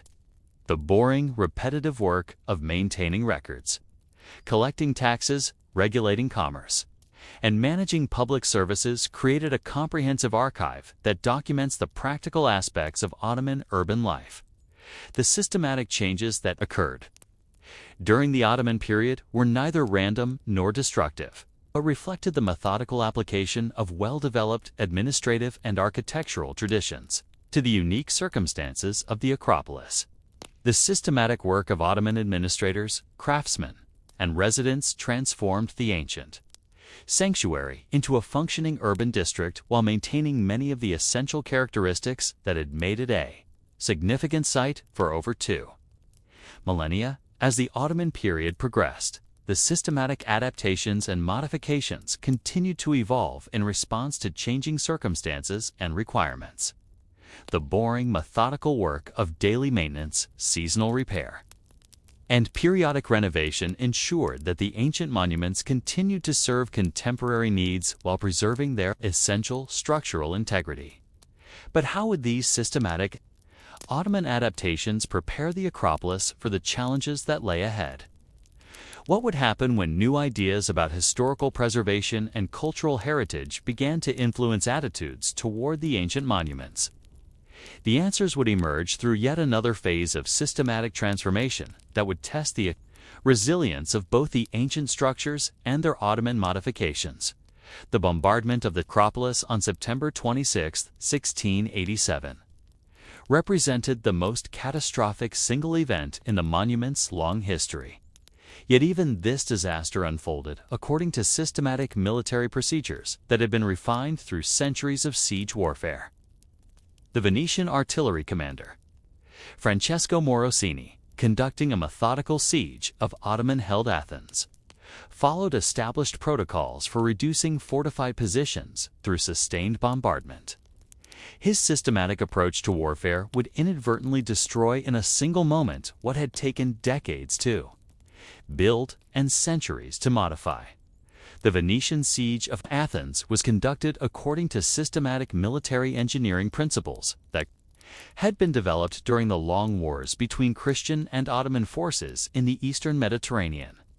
The Venetian engineers conducted careful surveys of the Acropolis fortifications, mapping the positions of defensive walls, identifying potential weak points, and calculating the optimal placement of artillery batteries. The systematic nature of this planning process was documented in detailed military reports that provide insight into both Venetian siege techniques and the condition of the Ottoman defenses. The systematic bombardment of the Acropolis began on September 19, 1687, with Venetian artillery pieces positioned on the surrounding hills. The bombardment followed established patterns, with systematic targeting of key defensive positions and systematic increases in the intensity of fire. The Venetian artillery crews worked in systematic shifts, maintaining constant pressure on the Ottoman defenders while conserving ammunition and equipment for sustained operations. The Ottoman defenders of the two exerters of the Acropolis had systematically prepared for the siege by converting the ancient monuments to military use. The Parthenon, already serving as a mosque, was systematically converted into a gunpowder magazine, with systematic procedures for storing and guarding the explosive materials. The systematic nature of these preparations, while militarily sound, created the conditions that would lead to the monument's destruction.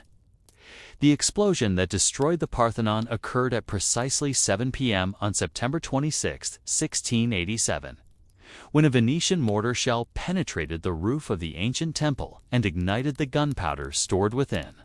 The systematic documentation of this event by Venetian observers provides a detailed account of the destruction. The explosion was so powerful that it blew out the entire central portion of the building, destroying the roof, the internal columns, and most of the sculptural decoration. The systematic damage assessment conducted by Venetian engineers after the explosion documented the extent of the destruction with methodical precision. The fire that followed the explosion burned for 2 days, systematically consuming the wooden elements of the temple and causing additional damage to the marble structure. The systematic efforts of both Venetian and Ottoman forces to contain the fire were hampered by the continued military operations and the dangerous conditions created by the destruction. The systematic documentation of the fire's progress provides valuable information about the original wooden construction of the Parthenon and the systematic damage caused by the conflagration. The systematic looting that followed the Venetian capture of the Acropolis represented another form of methodical destruction. Venetian officers and soldiers systematically searched the ruins for valuable objects, including ancient sculptures, inscriptions, and architectural fragments. The systematic nature of this looting was documented in Venetian military reports and personal accounts that provide insight into contemporary attitudes toward ancient monuments and cultural heritage. The systematic attempts by Francesco Morosini to remove the pediment sculptures from the west end of the Parthenon resulted in additional damage to the already ruined temple. The systematic procedures developed for removing these massive sculptures involved the construction of elaborate scaffolding and the use of heavy lifting equipment. However, the systematic execution of these removal attempts was flawed, resulting in the destruction of several important sculptures when they fell during the lifting process. The Ottoman recapture of Athens in 1688 initiated a new phase of systematic Adaptation to the changed circumstances of the ruined Acropolis. The Ottoman administrators conducted systematic surveys of the damage and developed systematic plans for reoccupying and utilizing the site. The systematic approach to this reoccupation involved the construction of new residential buildings within and around the ancient ruins, creating a unique urban landscape that combined Ottoman domestic architecture with classical ruins.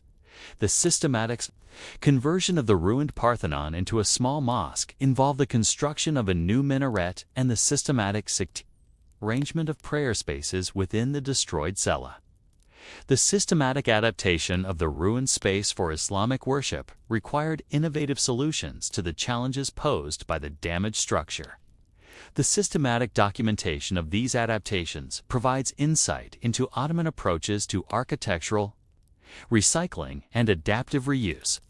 The systematic development of the Acropolis as a residential district during the later Ottoman period involved the construction of numerous small houses and workshops within the ancient sanctuary. The systematic planning of this residential development had to accommodate both the irregular terrain created by the ancient ruins and the practical requirements of Ottoman urban life. The systematic approach to this development created a unique urban landscape that survived until the Greek War of Independence. The systematic documentation of the Acropolis during the later Ottoman period was greatly enhanced by the visits of European travelers who conducted systematic surveys and created detailed records of the site's condition. These systematic documentation efforts, while motivated by antiquarian interests, provide valuable information about the systematic changes that occurred during the Ottoman period and the condition of the monuments at the beginning of the modern era. The systematic collecting activities of Lord Elgin, beginning in 1801, represented the most comprehensive and controversial removal of ancient sculptures and architectural elements in the history of the Acropolis. Elgin's systematic approach to collecting involved the systematic documentation of the sculptures, the systematic negotiation of permissions from Ottoman authorities, and the systematic organization of removal and transportation procedures. The systematic nature of Elgin's collecting activities ensured that the removed elements were carefully documented and preserved, but also resulted in the systematic dismantling of significant portions of the ancient decorative program. The systematic procedures developed by Elgin's team for removing the sculptures involved the construction of elaborate scaffolding and the use of specialized tools and techniques. The systematic nature of these removal procedures was documented in detail. Reports and drawings that provide insight into early 19th century approaches to archaeological recovery and conservation. The systematic organization of the removal work required the coordination of numerous craftsmen, laborers, and administrators, creating a complex logistical operation that extended over several years. The systematic transportation of the removed sculptures to England involved the development of specialized packing and shipping procedures designed to protect the fragile marble elements during the long sea voyage.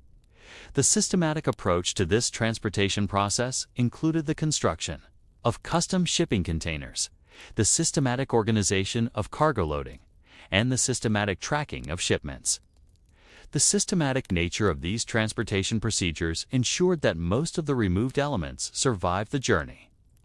Although several shipments were lost at sea and had to be systematically recovered by diving operations, the Greek War of Independence, beginning in 1821, brought systematic warfare back to the Acropolis as Greek and Ottoman forces alternately occupied and besieged the site.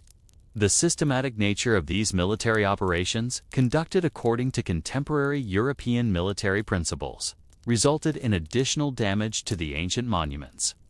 The systematic documentation of these military operations provides valuable information about the condition of the monuments during this period and the systematic damage caused by the warfare. The systematic bombardment of the Acropolis during the Greek siege of 1826 to 1827 was conducted according to systematic military engineering principles that had been refined since the Venetian siege of 1687. The Greek artillery crews, trained by European military. Advisors followed systematic procedures for targeting Ottoman defensive positions, while attempting to minimize damage to the ancient monuments. The systematic nature of this bombardment was documented in detailed military reports that provide insight into both the military operations and the systematic efforts to preserve the monuments. The systematic negotiations for the surrender of the Ottoman garrison in 1827 involved systematic discussions of the terms for preserving the ancient monuments and evacuating the exilential population that had lived on the Acropolis for centuries. The systematic nature of these negotiations was documented in diplomatic correspondence that provides insight into changing attitudes toward cultural heritage and the systematic development of preservation principles. The systematic evacuation of the Ottoman residential district from the Acropolis in 1833 to 1834 marked the end of over 375 years of continuous habitation of the ancient sanctuary.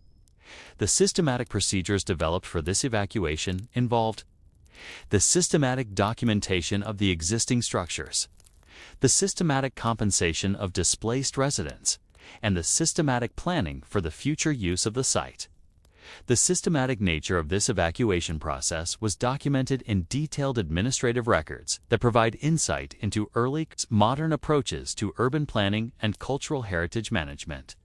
The systematic demolition of the Ottoman residential buildings on the Acropolis was conducted according to systematic archaeological principles that attempted to preserve evidence of both the ancient monuments and their later modifications.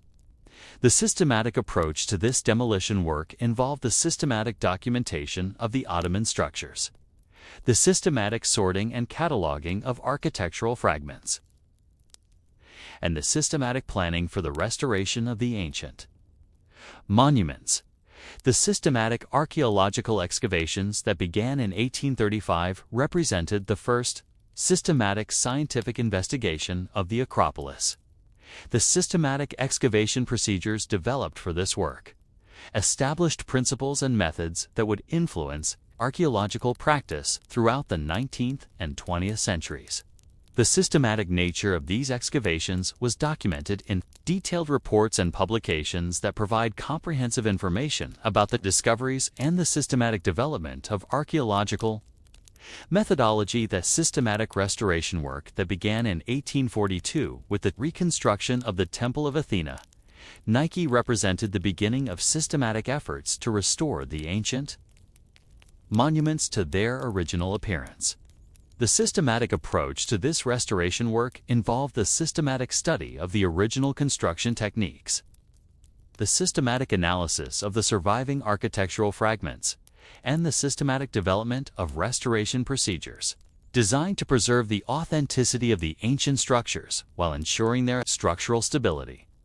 As the 19th century progressed, the systematic transformation of the Acropolis from a living urban district to an archaeological site represented a fundamental change in the systematic approaches to cultural heritage management.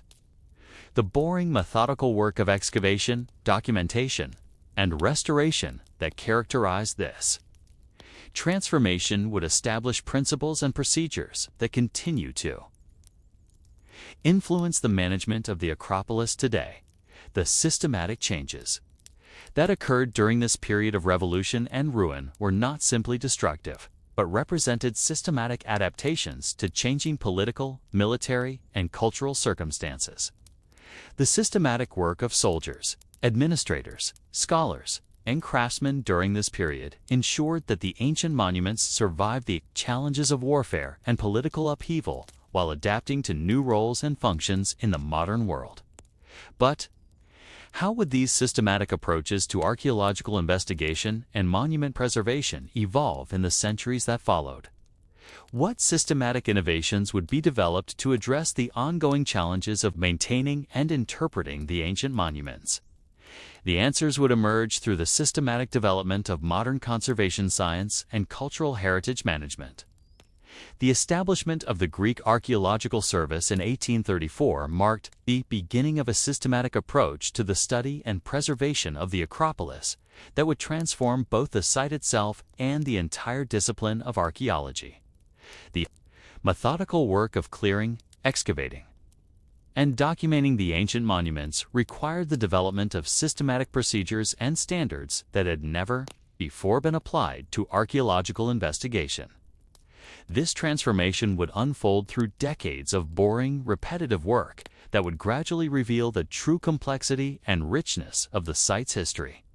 The systematic removal of the Ottoman residential district from the Acropolis between 1833 and 1875 was conducted according to systematic archaeological principles that attempted to preserve evidence of all periods of the site's history. The systematic approach to this clearance work involved the systematic documentation of each building before its removal, the systematic cataloging of architectural fragments and artifacts, and the systematic planning for the preservation of significant remains from all historical periods.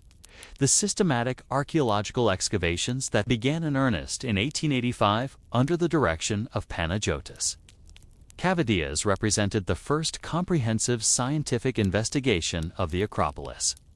The systematic excavation procedures developed for this work established principles and methods that would influence archaeological practice throughout the world. The systematic nature of these excavations was documented in detailed reports and publications that provide comprehensive information about the discoveries and the systematic development of archaeological methodology. The systematic approach to stratigraphic excavation developed on the Acropolis involved the systematic removal of archaeological deposits layer by layer, with careful documentation of the relationships between different features and finds. The systematic recording procedures developed for this work included detailed drawings, photographs, and written descriptions of every significant discovery. The systematic cataloging of artifacts involved the development of standardized classification systems and storage procedures that ensured the long-term preservation of the archaeological record. The systematic discovery of the archaic sculptures that had been buried after the Persian destruction of 480 BCE represented one of the most significant archaeological finds of the 19th century. The systematic excavation of these sculptures required the development of specialized techniques for handling and preserving fragile marble objects that had been buried for over 2,300 years. The systematic documentation of these discoveries involved detailed photographic records, technical drawings, and scientific analysis of the marble and paint traces. The systematic study of the architectural fragments discovered during the excavations required the development of systematic methods for identifying and cataloging architectural elements. The systematic approach to this work involved the systematic measurement and documentation of each fragment, the systematic analysis of construction techniques and materials, and the systematic reconstruction of the original architectural arrangements. The systematic nature of this work was documented in detailed architectural studies that provide comprehensive information about the construction and appearance of the ancient buildings. The systematic investigation of the construction techniques used in the ancient buildings involved the systematic analysis of tool marks, lifting bosses, and other evidence of the original construction process. The systematic study of these construction details provided unprecedented insights into the systematic methods used by ancient builders and the systematic organization of the construction workforce. The systematic documentation of these construction techniques involved detailed technical drawings and photographs that provide comprehensive records of ancient building methods. The systematic analysis of the marble used in the ancient buildings involved the systematic study of quarry sources, transportation methods, and working techniques. The systematic investigation of the Pentelic marble quarries provided insights into the systematic organization of the stone supply system and the systematic quality control procedures used to ensure the consistent quality of the building materials. The systematic documentation of these quarrying and transportation systems involved detailed studies of quarry sites, transport routes, and lifting and moving techniques. The systematic restoration work that began in the 1890s represented the first systematic attempt to reconstruct the ancient buildings using authentic materials and techniques. The systematic approach to this restoration work involved the systematic study of the original construction methods, the systematic analysis of the surviving architectural fragments, and the systematic development of restoration procedures designed to preserve the authenticity of the ancient structures while ensuring their structural stability. The systematic reconstruction of the Temple of Athena Nike, completed in 1940, represented the first complete restoration of an ancient building on the Acropolis. The systematic approach to this reconstruction involved the systematic analysis of every surviving architectural fragment, the systematic study of the original construction techniques, and the systematic development of restoration procedures that ensured the accuracy of the reconstruction while providing adequate structural support for the restored building. The systematic documentation of the restoration work involved the systematic recording of every aspect of the reconstruction process, including detailed photographs, technical drawings, and written reports.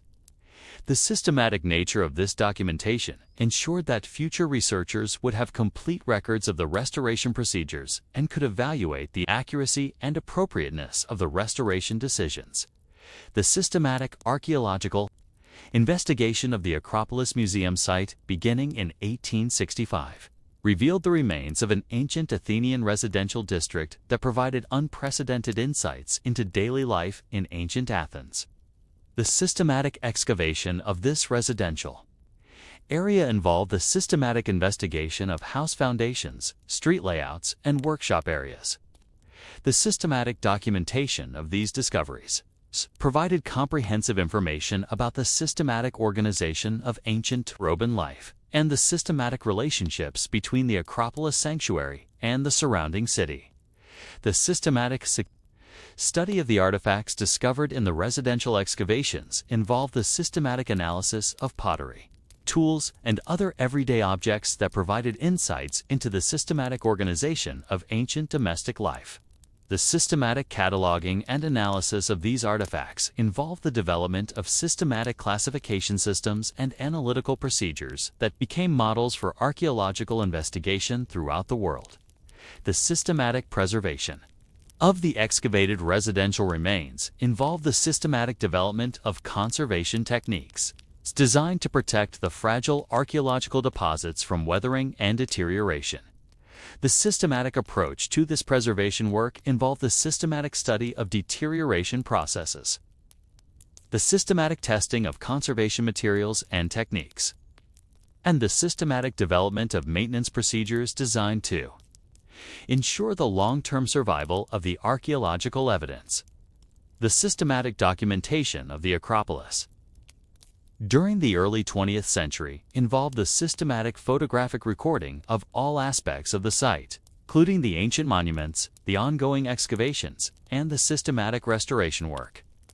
The systematic nature of this photographic documentation created a comprehensive visual record of the site's condition and the systematic changes that occurred during this period of intensive archaeological investigation. The systematic study of the inscriptions discovered during the excavations involved the systematic cataloging and analysis of hundreds of ancient Greek inscriptions that provided insights into the systematic administration of the ancient sanctuary. The systematic analysis of these inscriptions involved the systematic study of the language, content, and historical context of the texts, providing comprehensive information about the systematic organization of ancient religious and administrative practices. The systematic investigation of the water supply systems of the ancient Acropolis involved the systematic exploration of ancient cisterns, channels, and wells that provided insights into the systematic organization of water management in the ancient city. The systematic documentation of these water systems involved detailed technical drawings and descriptions that provide comprehensive information about ancient hydraulic engineering and the systematic approaches to urban water supply. The systematic study of the ancient fortification systems involved the systematic investigation of the Mycenaean, classical, and later defensive walls that had protected the Acropolis throughout its history. The systematic analysis of these fortifications provided insights into the systematic development of military engineering and the systematic adaptation of defensive systems to changing military technologies and tactics.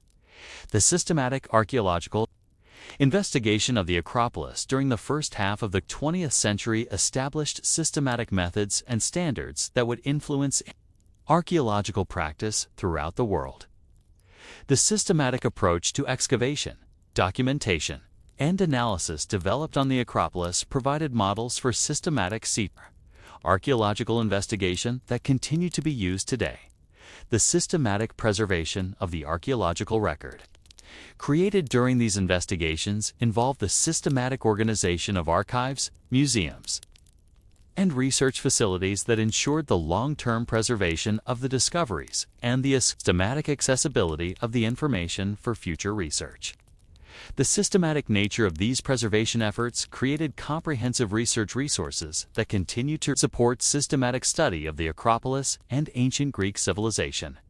As the mid-20th century approached, the systematic archaeological investigation of the Acropolis had created a comprehensive understanding of the site's history and significance that would provide the foundation for the systematic conservation and restoration efforts that would follow. The boring, methodical work of excavation, documentation, and analysis had revealed the true complexity and richness of the site's history, while establishing systematic procedures and standards that would guide future work. But how would these systematic archaeological discoveries be integrated with the ongoing challenges of preserving and presenting the ancient monuments? What systematic innovations would be developed to address the increasing threats of air pollution, tourism, and urban development? The answers would emerge through the systematic development of modern conservation science and cultural heritage management. The establishment of the Committee for the Conservation of the Acropolis Monuments (ESMA) in 1975 marked the beginning of a systematic scientific approach to the preservation of the ancient monuments that would revolutionize the field of architectural conservation. The systematic application of modern scientific methods to the study and treatment of the Acropolis would require the development of unprecedented levels of interdisciplinary cooperation and the systematic integration of traditional craft techniques with cutting-edge analytical technologies. The systematic condition assessment of the Acropolis monuments conducted during the 1970s revealed the extent of the deterioration that had occurred during the previous century. The systematic documentation of this deterioration involved the systematic photographic recording of every surface of every monument, the systematic measurement of structural deformations, and the systematic analysis of the causes and mechanisms of deterioration. The systematic nature of this condition assessment created a comprehensive baseline that would guide all subsequent conservation work. The systematic study of the deterioration mechanisms affecting the Acropolis monuments involved the systematic application of scientific analytical techniques to the study of marble weathering, structural failure, and environmental damage. The systematic analysis of marble samples using electron microscopy, X-ray diffraction, and chemical analysis provided unprecedented insights into the systematic processes that were causing the deterioration of the ancient monuments. The systematic investigation of air pollution effects on the Acropolis monuments represented one of the most comprehensive studies of pollution damage to cultural heritage ever undertaken. The systematic monitoring of air quality, the systematic analysis of pollution deposits on the monuments, and the systematic study of the chemical reactions between pollutants and marble provided detailed information about the systematic processes that were accelerating the deterioration of the ancient structures. The systematic development of conservation treatments for the Acropolis monuments involved the systematic testing of cleaning methods, consolidation treatments, and protective coatings using both laboratory specimens and test areas on the monuments themselves. The systematic approach to this development work involved the systematic evaluation of treatment effectiveness, the systematic monitoring of treatment performance over time, and the systematic refinement of treatment procedures based on systematic analysis of the results. The systematic cleaning of the Acropolis monuments involved the systematic removal of centuries of accumulated dirt, pollution deposits, and inappropriate previous treatments. The systematic approach to this cleaning work involved the systematic testing of different cleaning methods on small test areas, the systematic documentation of the cleaning process, and the systematic evaluation of the cleaning results. The systematic nature of this cleaning work ensured that the original marble surfaces were revealed without damage to the ancient stone. The systematic structural consolidation of the Acropolis monuments involved the systematic analysis of structural problems, the systematic design of structural interventions, and the systematic implementation of consolidation treatments. The systematic approach to this consolidation work involved the systematic use of traditional materials and techniques wherever possible, while incorporating modern materials and methods where necessary to ensure the structural stability of the monuments. The systematic anastylosis program for the Parthenon, beginning in 1983, represented the most ambitious systematic restoration project ever undertaken on an ancient monument. This systematic approach to this anastylosis work involved the systematic analysis of every surviving architectural fragment, the systematic study of the original construction techniques, and the systematic development of restoration procedures that ensured the accuracy of the reconstruction while providing adequate structural support for the restored elements. The systematic documentation of the anastylosis work involved the systematic recording of every aspect of the restoration process, including detailed photographs, technical drawings, and written reports. The systematic nature of this documentation ensured that future researchers would have complete records of the restoration procedures and could evaluate the adequate accuracy and appropriateness of the restoration decisions.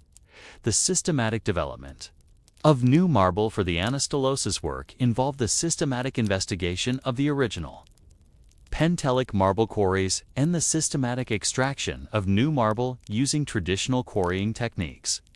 The systematic approach to this quarrying work involved the systematic selection of marble blocks with appropriate characteristics, the systematic extraction of the blocks using traditional tools and methods, and the systematic transportation of the blocks to the restoration workshops. The systematic carving of new architectural elements for the anastylosis work involved the systematic training of stone carvers in traditional techniques and the encapsulate systematic application of these techniques to the creation of new architectural elements.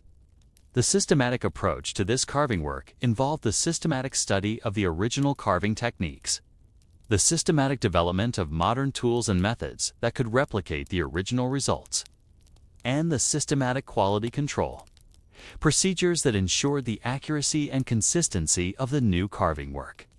The systematic replication of the restored architectural elements involved the systematic development of lifting and positioning techniques that could handle the massive marble blocks safely and accurately.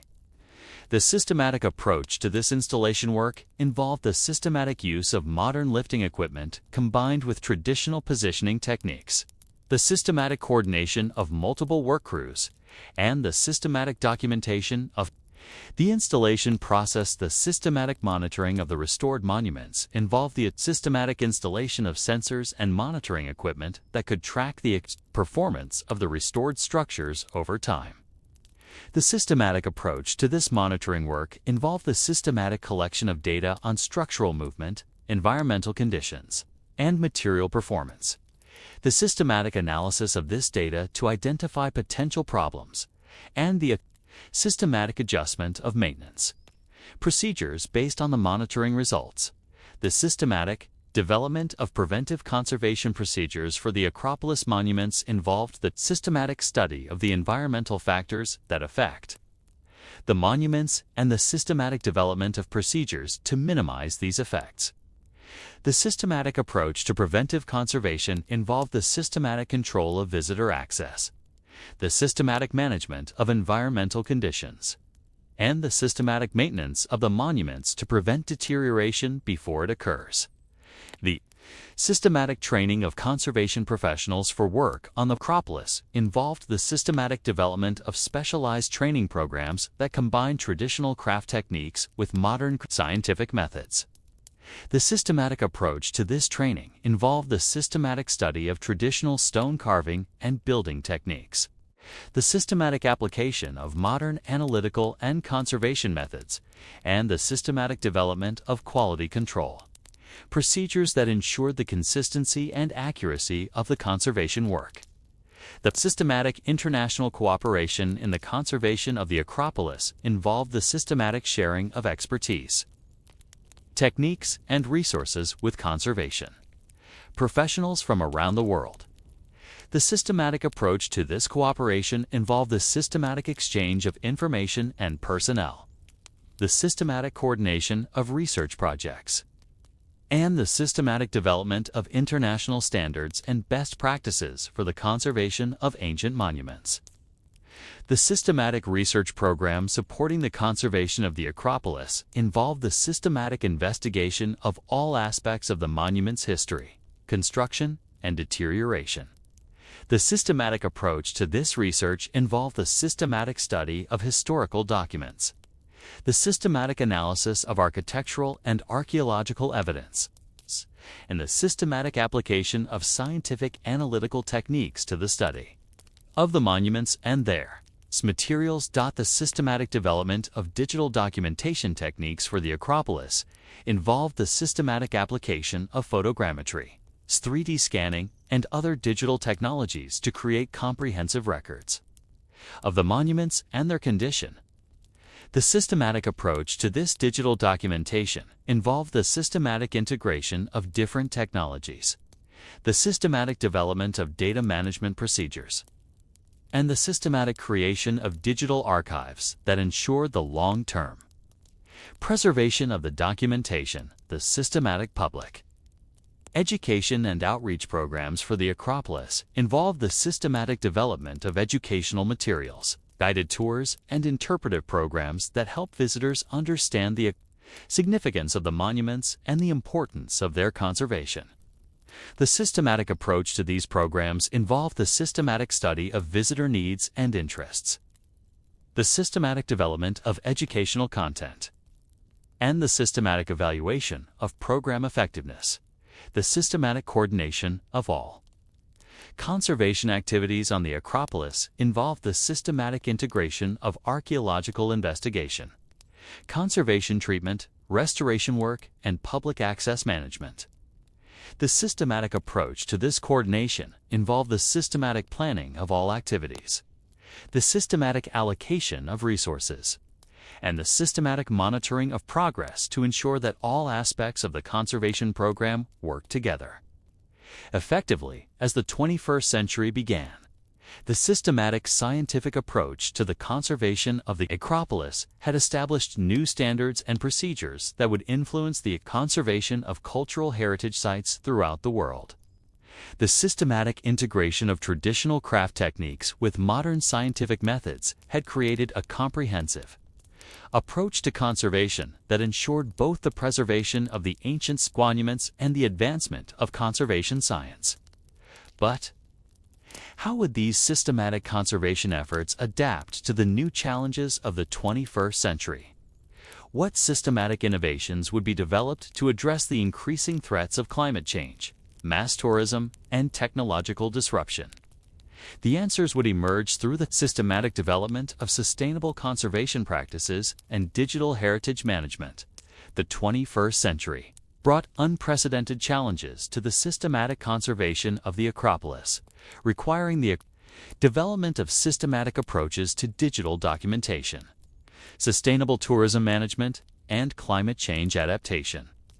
The systematic integration of digital technologies with traditional conservation methods would create new possibilities for both preserving and presenting the ancient monuments, while addressing the systematic challenges of managing one of the world's most visited cultural heritage sites.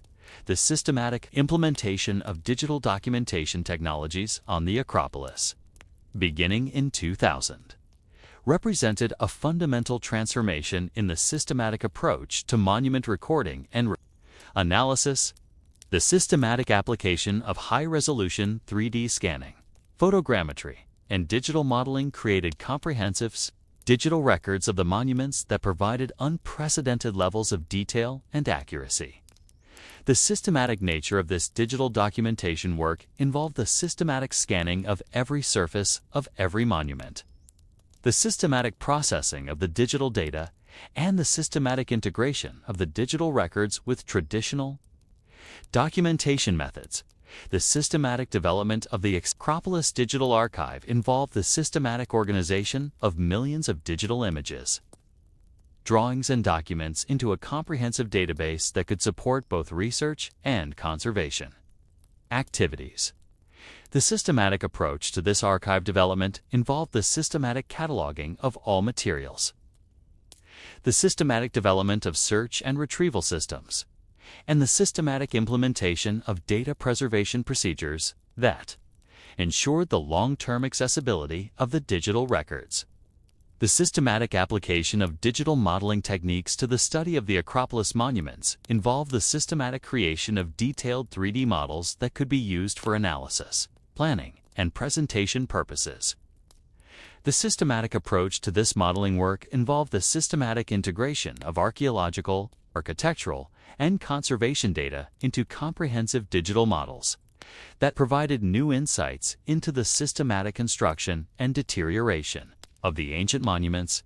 The systematic monitoring of the Acropolis monuments using digital sensors and automated data collection systems represented a revolutionary advance in the systematic approach to preventive conservation.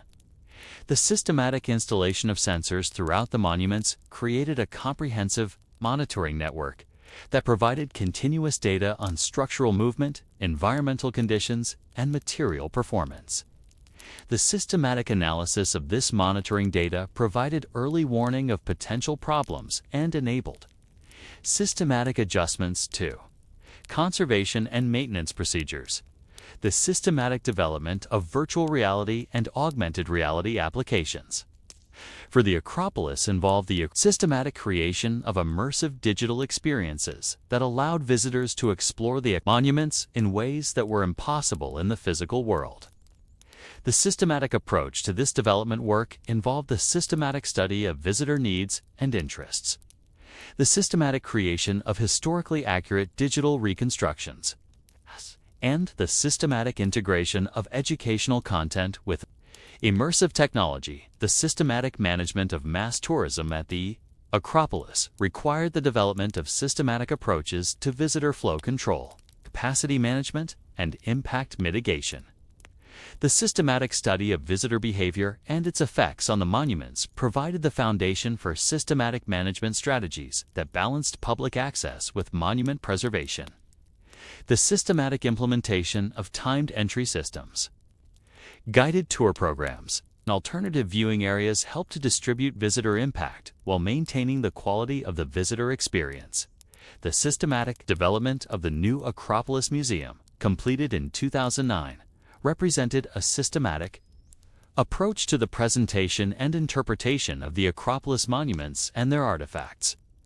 The systematic design of the museum involved the systematic integration of the museum building with the archaeological excavations beneath it, the systematic organization of the collections to tell the story of the Acropolis through all periods of its history, and the systematic development of interpretive programs that helped visitors understand the significance of the monuments and their conservation. The systematic excavation and presentation of the archaeological remains beneath the Acropolis Museum provided unprecedented insights into daily life in ancient Athens and the systematic development of the city around the Acropolis. The systematic approach to these excavations involved the systematic investigation of residential areas, workshops, and public spaces, the systematic analysis of the artifacts and architectural remains, and the systematic development of interpretive programs that brought the ancient city to life for modern visitors. The systematic conservation of the artifacts and architectural fragments in the Acropolis Museum involve the systematic application of the most advanced conservation techniques and technologies. The systematic approach to this conservation work involved the systematic analysis of the condition of each object, the systematic development of appropriate conservation treatments, and the systematic monitoring of the object's condition over time. The systematic nature of this conservation work ensured that the artifacts would be preserved for future generations while remaining accessible for study and display.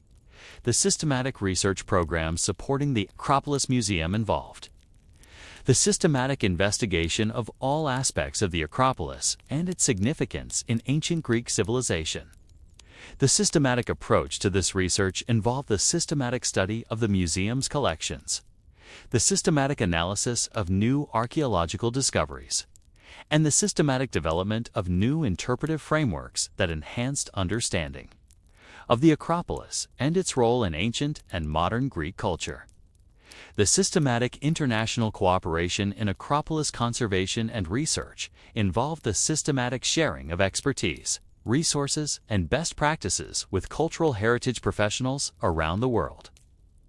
The systematic approach to this cooperation involved the systematic exchange of scholars and conservators, the systematic coordination of research projects, and the systematic development of international standards and protocols for the conservation and management of world heritage sites. The systematic adaptation of Acropolis conservation to climate change challenges involved the systematic study of the potential impacts of changing environmental conditions on the monuments and the systematic development of adaptation strategies.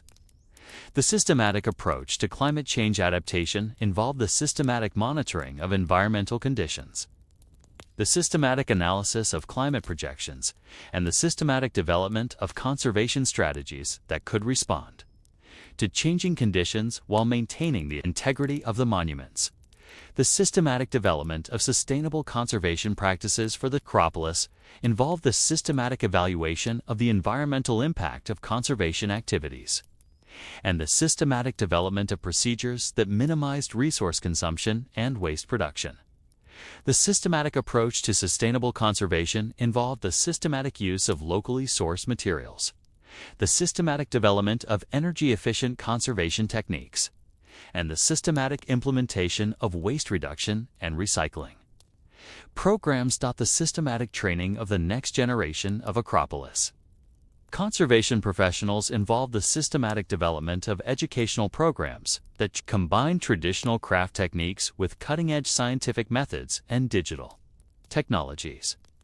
The systematic approach to this training involved the systematic study of traditional stone carving and building techniques, the systematic application of modern analytical and conservation methods, and the systematic development of digital documentation and modeling skills.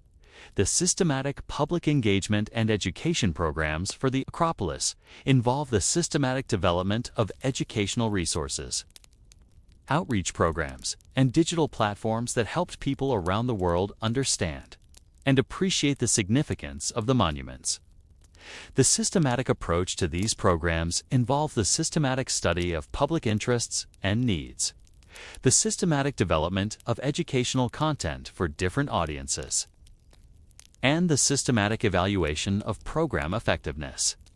The systematic planning for the future of the Acropolis involved the systematic assessment of long-term challenges and opportunities, and the systematic development of strategies that would ensure the preservation and accessibility of the monuments for future generations.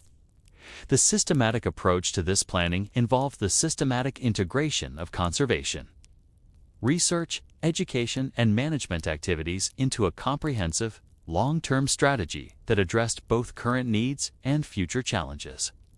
As the third decade of the 21st century begins, the systematic approach to the conservation and management of the Acropolis continues to evolve in response to new challenges and opportunities. The systematic integration of traditional conservation methods with digital technologies, sustainable practices, and innovative management strategies has created a comprehensive approach to cultural heritage preservation that serves as a model For sites around the world, the systematic work of thousands of archaeologists, conservators, researchers, and administrators over more than a century has created a comprehensive understanding of the Acropolis and a systematic approach to its preservation that ensures its survival for future generations. The boring, methodical work of systematic documentation, analysis, and conservation has preserved not just the physical monuments, but also the knowledge and techniques necessary to continue their preservation into the future. The systematic transformation of the Acropolis from a collection of ruined monuments to a comprehensively conserved and interpreted World Heritage Site represents one of the greatest achievements in the history of cultural heritage preservation. The systematic approach to this transformation has created new standards and procedures that continue to influence the conservation of cultural heritage sites throughout the world. The systematic story of the Acropolis. From its origins as a simple limestone hill to its current status as one of the world's most important cultural heritage sites, demonstrates the power of systematic work and methodical dedication to preserve and understand the achievements of past civilizations. The boring, repetitive work of countless individuals over more than 4 millennia has created and preserved one of humanity's greatest architectural and artistic achievements, the systematic preservation of the Acropolis for future generations. Requires the continued application of systematic approaches to conservation, research, and management. The systematic integration of traditional methods with innovative technologies and sustainable practices will ensure that the monuments continue to inspire and educate people around the world, while serving as a testament to the enduring power of human creativity and dedication.